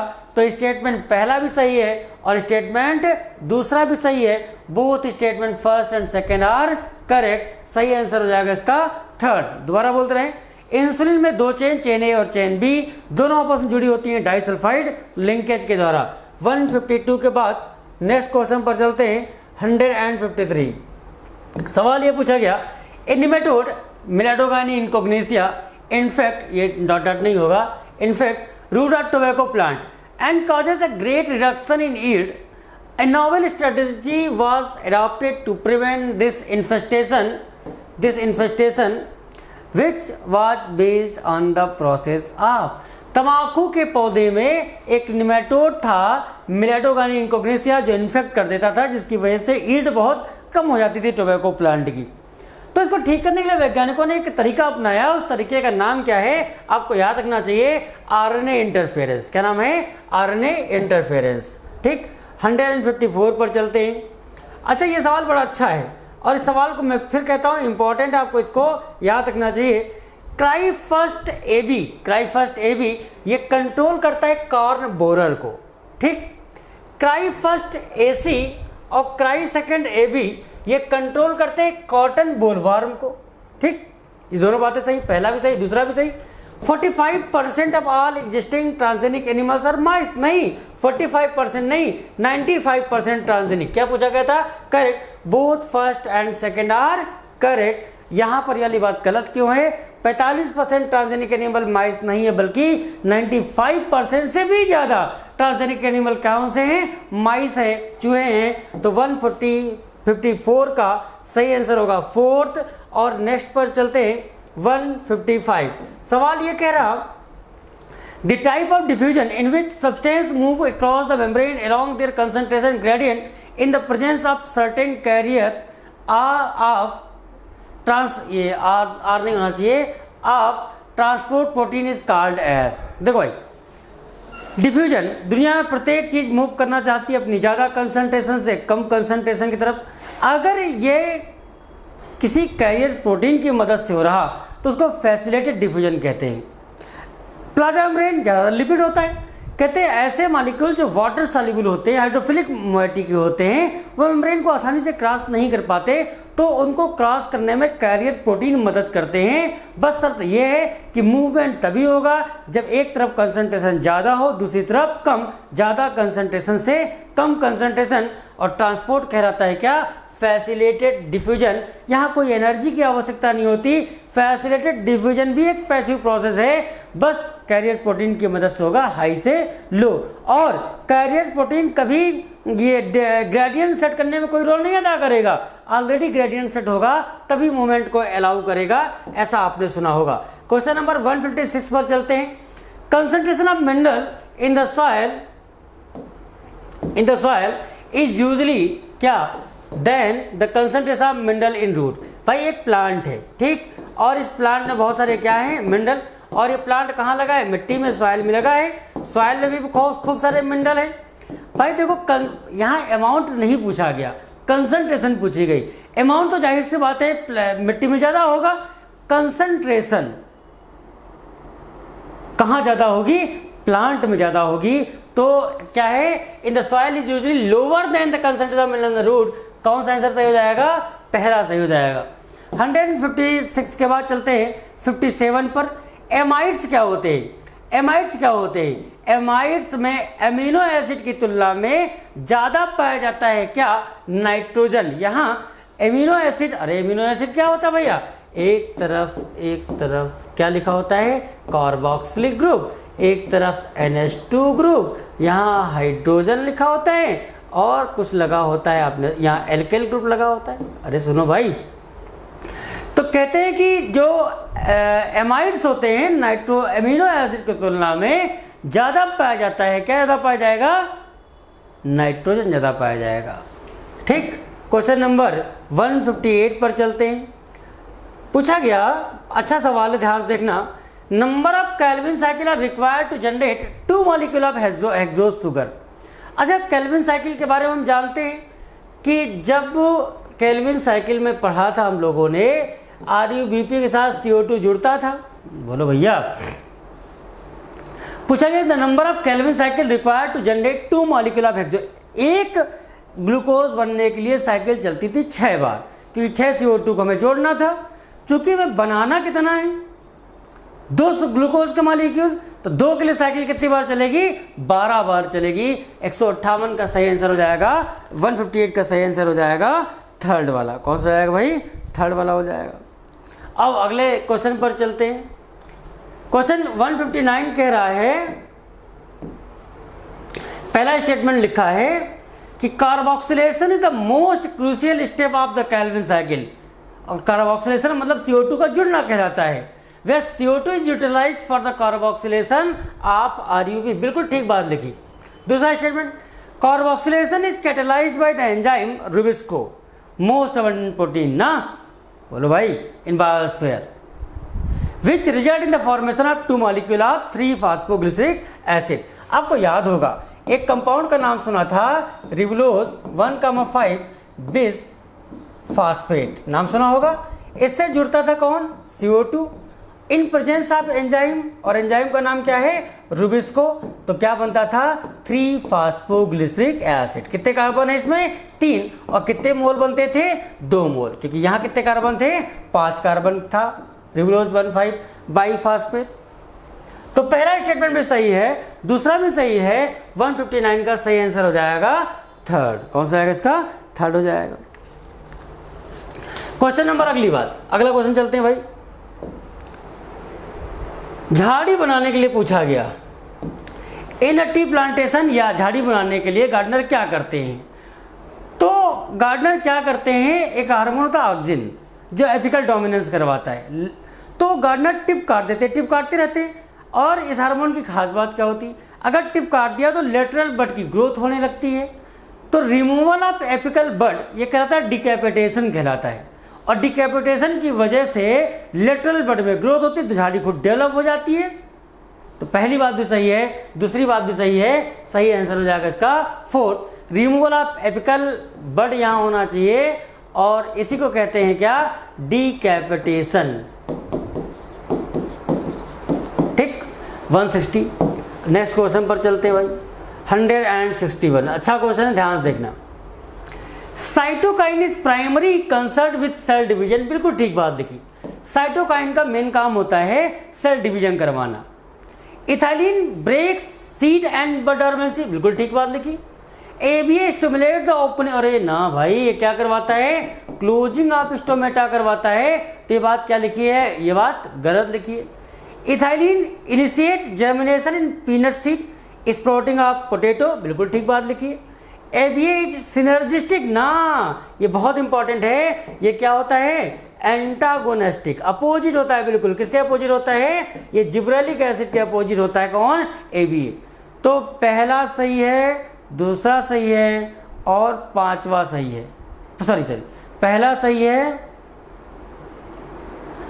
गलत कौन सा? गलत है तीसरा और पांचवा। क्या पूछा गया था? इनकरेक्ट पूछा, तीसरा और पांचवा गलत। सही आंसर हो जाएगा कौन सा? थर्ड। तीसरा और पांचवा, तीसरा और पांचवा गलत हैं। पहला, दूसरा और चौथा ये क्या है? सही। साइटोकाइन सेल डिवीजन करवाता है। इथाइलिन बड डोर्मेंसी को ब्रेक करता है। इस ABA स्टोमेटा क्लोज करवाता है। इथाइलिन पीनट में और पोटैटो ट्यूबर में जर्मिनेशन करवाएगा। ABA सिनर्जिस्टिक नहीं है, एंटागोनिस्टिक होता है किसके? जिब्रेलिक एसिड के। क्वेश्चन नंबर 162 पर चलते हैं। और 162 बड़ा आसान सा सवाल, लो टेम्परेचर ट्रीटमेंट कहलाता है भैया वर्नेलाइजेशन। क्या कहलाता है?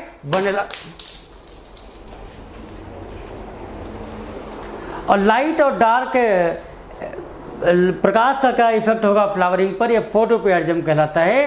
तो आगे बढ़ते हैं। Question number 163, the site of perception of light in plant during फोटोपियरिज्म।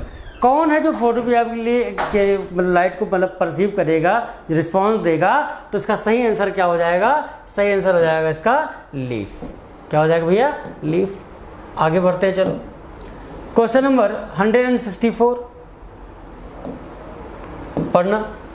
Anxiety and eating spicy food together in an otherwise normal human. खूब खा लिया, खूब तला भुना खा लिया, बताओ क्या दिक्कत हो जाएगी? भैया दिक्कत हो जाएगी, खाना पचेगा नहीं। और पचेगा नहीं तो तुम क्या बोलोगे? क्या हो गया? बोलो यार, इनडाइजेशन। कभी कभी होता है, बारात में जाते खूब खा लेते हैं, ओवर ईटिंग, स्पाइसी फूड खा लेना ना, ये सब एंजाइटी का हो जाना और फूड पॉइजनिंग का हो जाना, ये सब कहलाता है क्या? इनडाइजेशन। नेक्स्ट क्वेश्चन पर चलते हैं। इंस्पायरेटरी कैपेसिटी बराबर क्या होगा? तो इंस्पायरेटरी कैपेसिटी बराबर होता है tidal volume plus inspiratory reserve volume. सही आंसर हो जाएगा इसका सेकंड वाला। ठीक, नेक्स्ट पर चलते हैं। 166 सवाल ये पूछा गया कि emphysema is condition resulting from. Emphysema किसकी वजह से होगा? ज़्यादा सिगरेट पियोगे अगर बीमारी हो जाएगी। कौन सी? एम्फाइसेमा। पहला सवाल, दारू पीने की वजह से नहीं होता।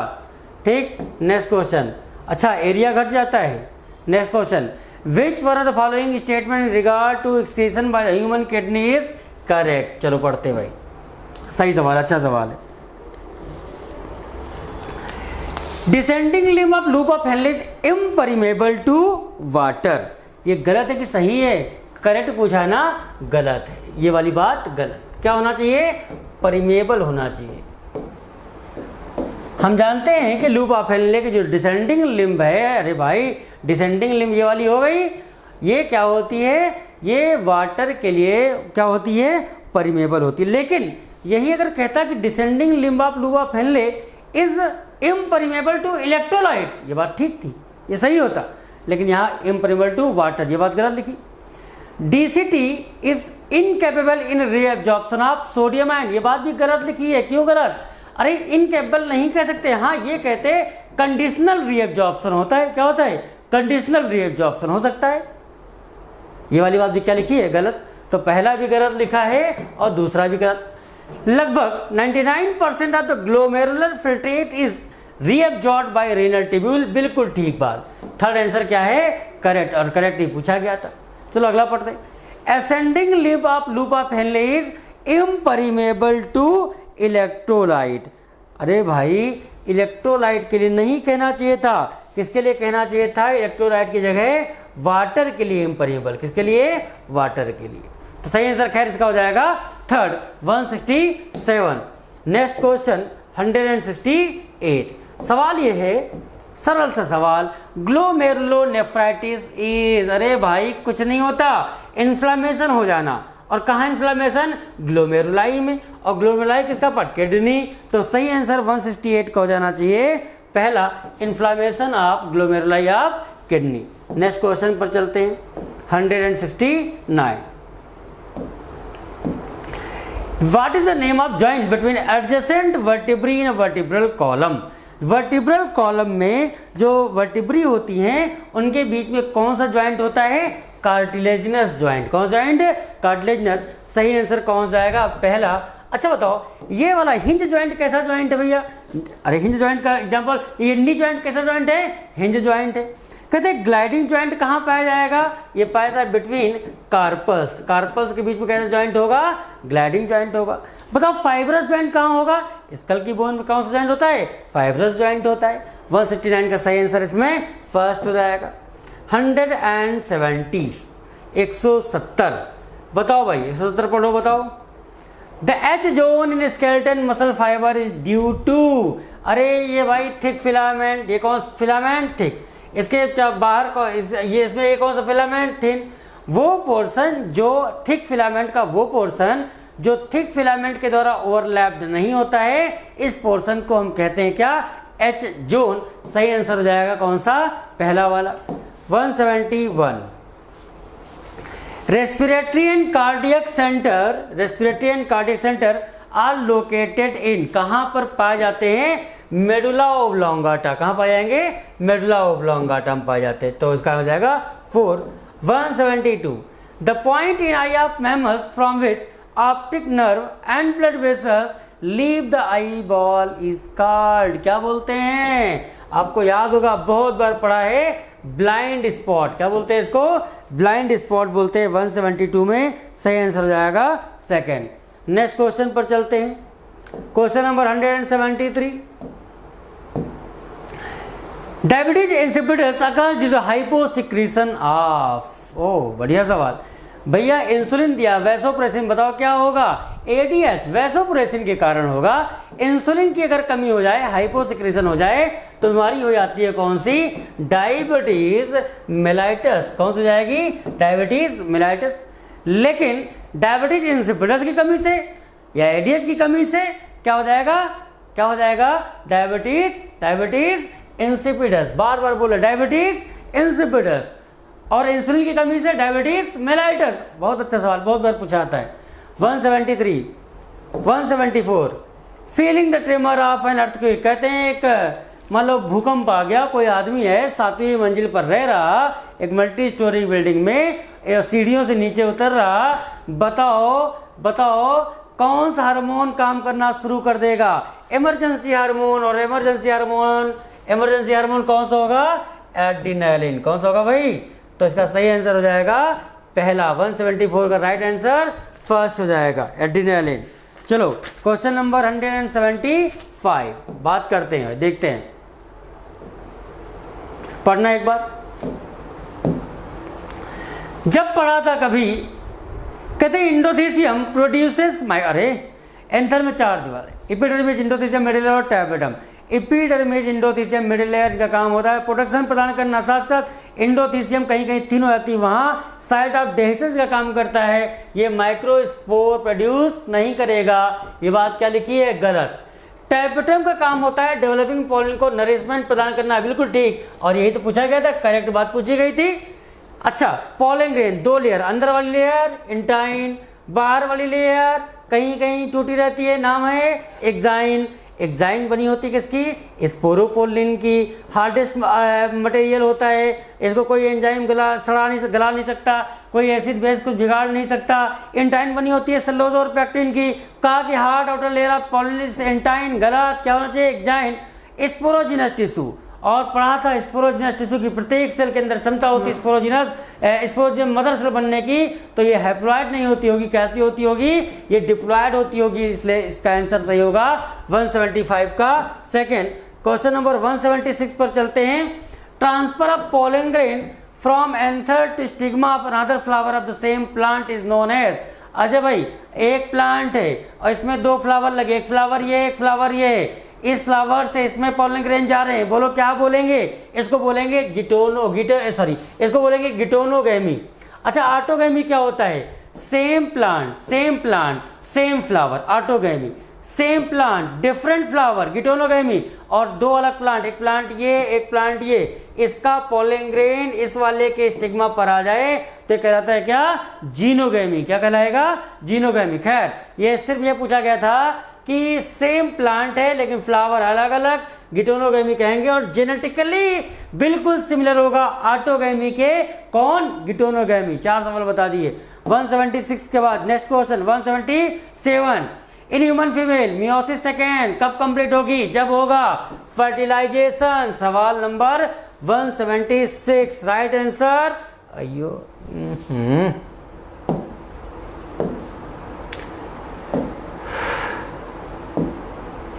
177 में सही आंसर हो जाएगा कौन सा? Fertilization. In human female meiosis second कब होगा? जब क्या होगा? फर्टिलाइजेशन। चलो 177 के बाद नेक्स्ट क्वेश्चन 178। बड़ा अच्छा सवाल, सरल सवाल। कहें एमटीपी कब तक सेफ है भैया? First trimester. चूंकि सप्ताह पूछा गया है तो वीक हो जाएगा 12 वीक, सही आंसर हो जाएगा सेकेंड। चलो नेक्स्ट क्वेश्चन 179, और ये बहुत बड़ा सवाल लिखा है। Which of the following is the correct matching of the event occurring during menstrual cycle? Proliferative phase अगर कहें और प्रोलिफरेटिव ना पूछा जाए, अच्छा सवाल है, प्रोलिफरेटिव ना कह के इसको हम कह सकते हैं फॉलिकुलर फेज। क्या कह सकते हैं? Follicular phase. कहते हैं इस दौरान रैपिड रीजनरेशन ऑफ मायोमेट्रियम। अरे भाई, मायोमेट्रियम थोड़ी होगा, किसमें रैपिड रीजनरेशन होगा? इंडोमेट्रियम। तो पहली बात क्या हो गई? गलत। दूसरा ऑप्शन है सिक्रेटरी फेज, और इसी को हम बोलते हैं साहब ल्यूटियल फेज। क्या बोलते हैं? Luteal phase. Development of corpus luteum and increase secretion of progesterone. तो ये बात एकदम सही लिखी है भैया। मेंस्ट्रुएशन जानते हो 3 से 5 दिन तक हो सकता है। इस दौरान ब्रेकडाउन ऑफ अरे मायोमेट्रियम नहीं होगा, क्या होना चाहिए? इंडोमेट्रियम होना चाहिए। तो वाली बात भी गलत। Ovulation LH and FSH attain peak level and sharp fall in the secretion of progesterone. कोई अंतर नहीं होता, जब ओव्यूलेशन होता है तो प्रोजेस्टेरॉन के लेवल पर कोई फर्क नहीं पड़ता, लिखा घट जाता है। तो इसका सही आंसर होगा कौन सा? सेकंड वाला बिल्कुल सही आंसर हो जाएगा। नेक्स्ट क्वेश्चन पर चलते हैं, question number 180। The testis in human are situated outside the abdominal cavity called scrotum. The purpose sir, भैया स्क्रोटम, टेस्टिस स्क्रोटम मतलब बॉडी से बाहर, जिससे कि उसका टेम्परेचर बॉडी के टेम्परेचर की तुलना में 2 से 2.5 डिग्री सेल्सियस कम रहे। तो maintenance scrotum temperature lower than the internal, बिल्कुल ठीक लिखा है। और कितना कम, तो 2 से 2.5 डिग्री सेल्सियस। बाकी सारी बातें क्या लिखी हैं, गलत लिखी हैं। क्वेश्चन नंबर 180 के बाद नेक्स्ट क्वेश्चन पर चलते हैं।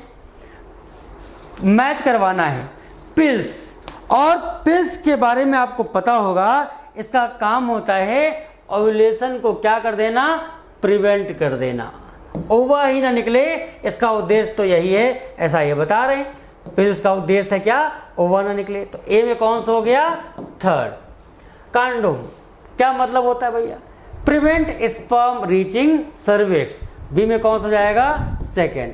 वैसेक्टोमी, सीमेन तो होगा लेकिन उसमें क्या नहीं होगा, स्पर्म नहीं होगा, सी में हो जाएगा 4। अच्छा एक बात, वैसेक्टोमी में क्या काटते हैं, तो आपको याद रखना पड़ेगा वास डिफरेंस काटते, क्या काटते हैं, वास डिफरेंस। और ट्यूबेक्टोमी में फीमेल में की जाती है, फैलोपियन ट्यूब कट कर देते हैं। कॉपर टी प्रिवेंट इम्प्लांटेशन, हालांकि कॉपर टी की जगह यहाँ हार्मोन होना चाहिए था तो ज़्यादा सही होता, LNG कुछ भी देते, कोई हार्मोन दे देते यहाँ तो इम्प्लांटेशन के लिए। खैर ऐसा क्वेश्चन पूछा गया तो हमने वैसा ही दे दिया, कोई चेंज इसमें नहीं किया। 182 The first movement of the fetus and appearance of the hair on head are usually observed during which month। तो भैया फर्स्ट मूवमेंट की बात कर रहे हैं और हेड पर क्या आ जा रहे हैं, बाल आ रहे हैं, ऐसा किस महीने में होता है, ऐसा 5th मंथ में होता है। सही आंसर हो जाएगा सेकंड वाला।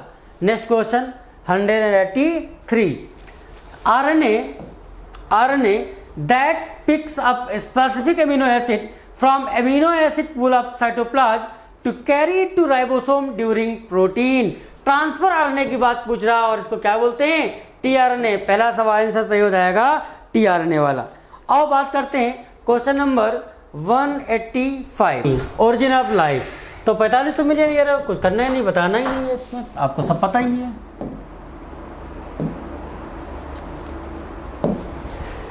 तो ए में हो जाएगा 4, origin of life 4000 million year ago, क्या हो जाएगा बी में third. Origin of first non cellular, D हो जाएगा सेकेंड और सी हो जाएगा फर्स्ट। तो 4 3 1 2, 4 3 1 2, 184 का सही आंसर हो जाएगा सेकेंड। ठीक, नेक्स्ट क्वेश्चन पर चलते हैं। 185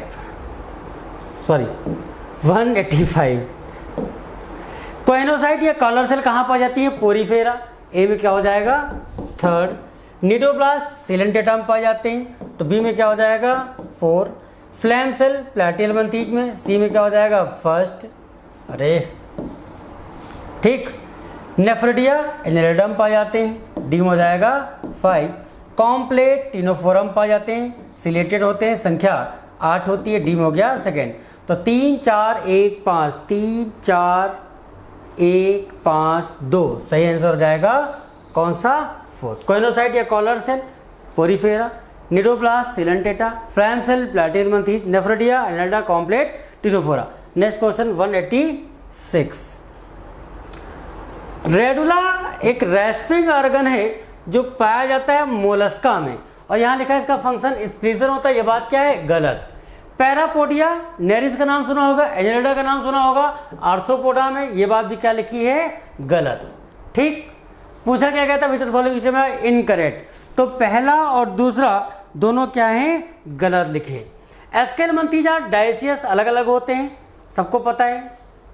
फीमेल लंबी, मेल छोटा, मेल हमेशा पूंछ टेढ़ी, पता है। इकाइनोडर्म में जो एडल्ट में सिमेट्री रेडियल होती है और लार्वा में सिमेट्री बाइलेटरल होती है। Ctenophores are diploblastic, 2 germ layer, ectoderm और एंडोडर्म। तो ये बात भी सही है, ये भी सही, ये पहला और दूसरा गलत, सही आंसर हो जाएगा फर्स्ट। 186 के बाद 187, यहाँ पर भी मैचिंग का सवाल आ गया, मैच करवाना है, और मैच करवाना तो आपको खूब पता है। साइक्लोस्टोम्स ये भैया क्या होते हैं, एग्नैथा। एवीस और एवीस को आप मैच करवा सकते हो कहाँ से, अरे भाई अच्छा, आस्टिक्टाइस क्या होते हैं, चिड़िया होते हैं। एवीस टेट्रापोडा होते हैं। बेलेनोग्रासस हेमिकार्टा का मेंबर है। और ट्यूनिकेटा यूरोकार्डेटा। तो यहाँ देख देते हैं, ए में 3rd, बी में 5, सी में 2nd, डी में 1st और ई में 4th। मतलब 3 5 2 1, 3 5 2 1 4। तो इसका सही आंसर हो जाएगा 3 5 2 1 और फिर 4। सही आंसर हो जाएगा 3rd वाला। क्वेश्चन नंबर 188, 188 नंबर सवाल। Which of the following group is found only the hermaphrodite? Bisexual कौन कौन से होंगे, ये पूछा गया है भैया। तो बाइसेक्सुअल कौन कौन से होंगे ये तो पूछा 188 में। तो तुम्हें नीचे से ऑप्शन पढ़ना शुरू करते हैं। Earthworm bisexual, tapeworm bisexual, leech bisexual, sponge bisexual. 188 में क्या हो जाएगा, चौथा वाला हो जाना चाहिए। अच्छा,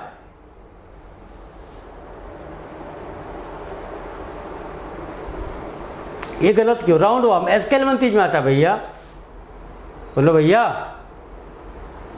अगला सवाल 89, ये बात पूछी गई है एम्फीबियंस के बारे में।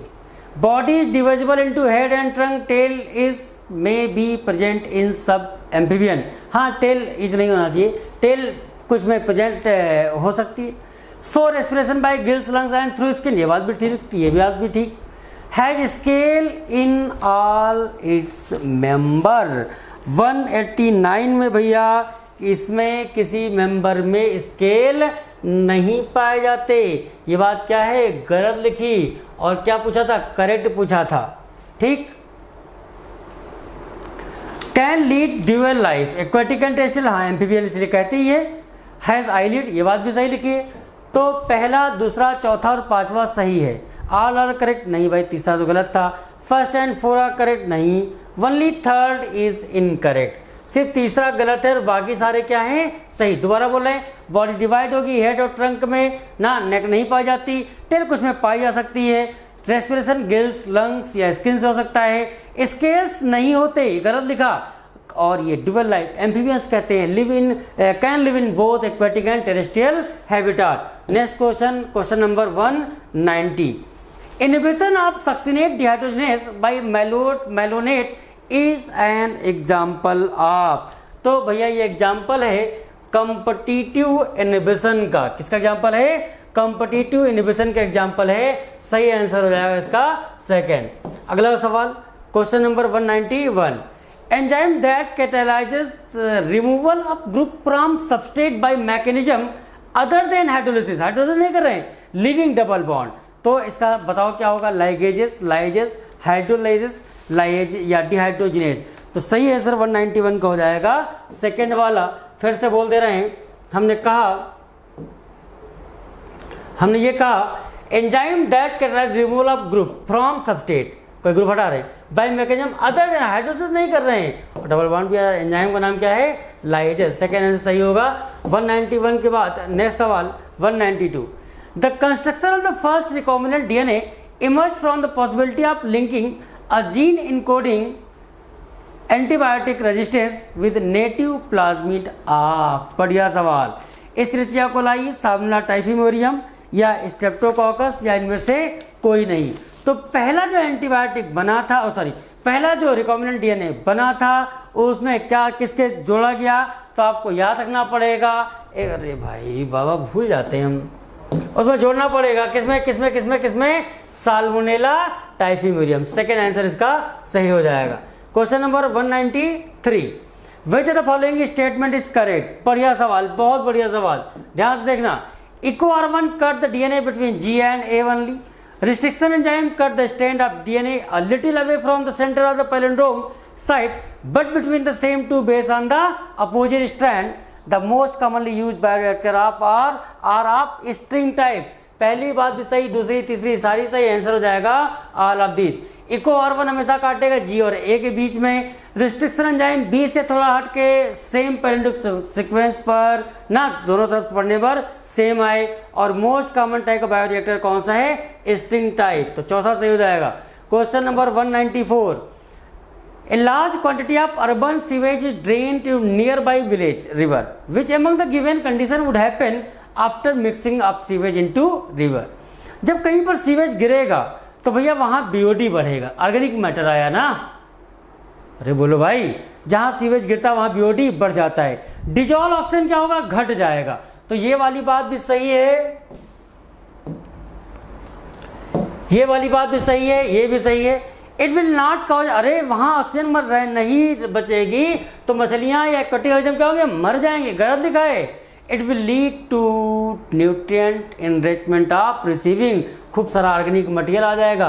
पहला दूसरा चौथा सही है, पहला दूसरा चौथा सही है। और करेक्ट तो पूछा गया था, सही आंसर 194 का हो जाएगा, सेकेंड वाला। क्वेश्चन नंबर 194 के बाद क्वेश्चन नंबर 195, प्रोडक्टिविटी रेट के बारे में पूछ रहे हैं ना, तो इसको हम बता सकते हैं पर ग्राम स्क्वायर पर ईयर में। अरे बोलो भाई, रेट को बता सकते हैं पर ग्राम स्क्वायर पर ईयर में, kilo calorie per metre square per year में। सेकेंड फोर्थ दोनों हो जाएंगे, सही आंसर हो गया इसका थर्ड।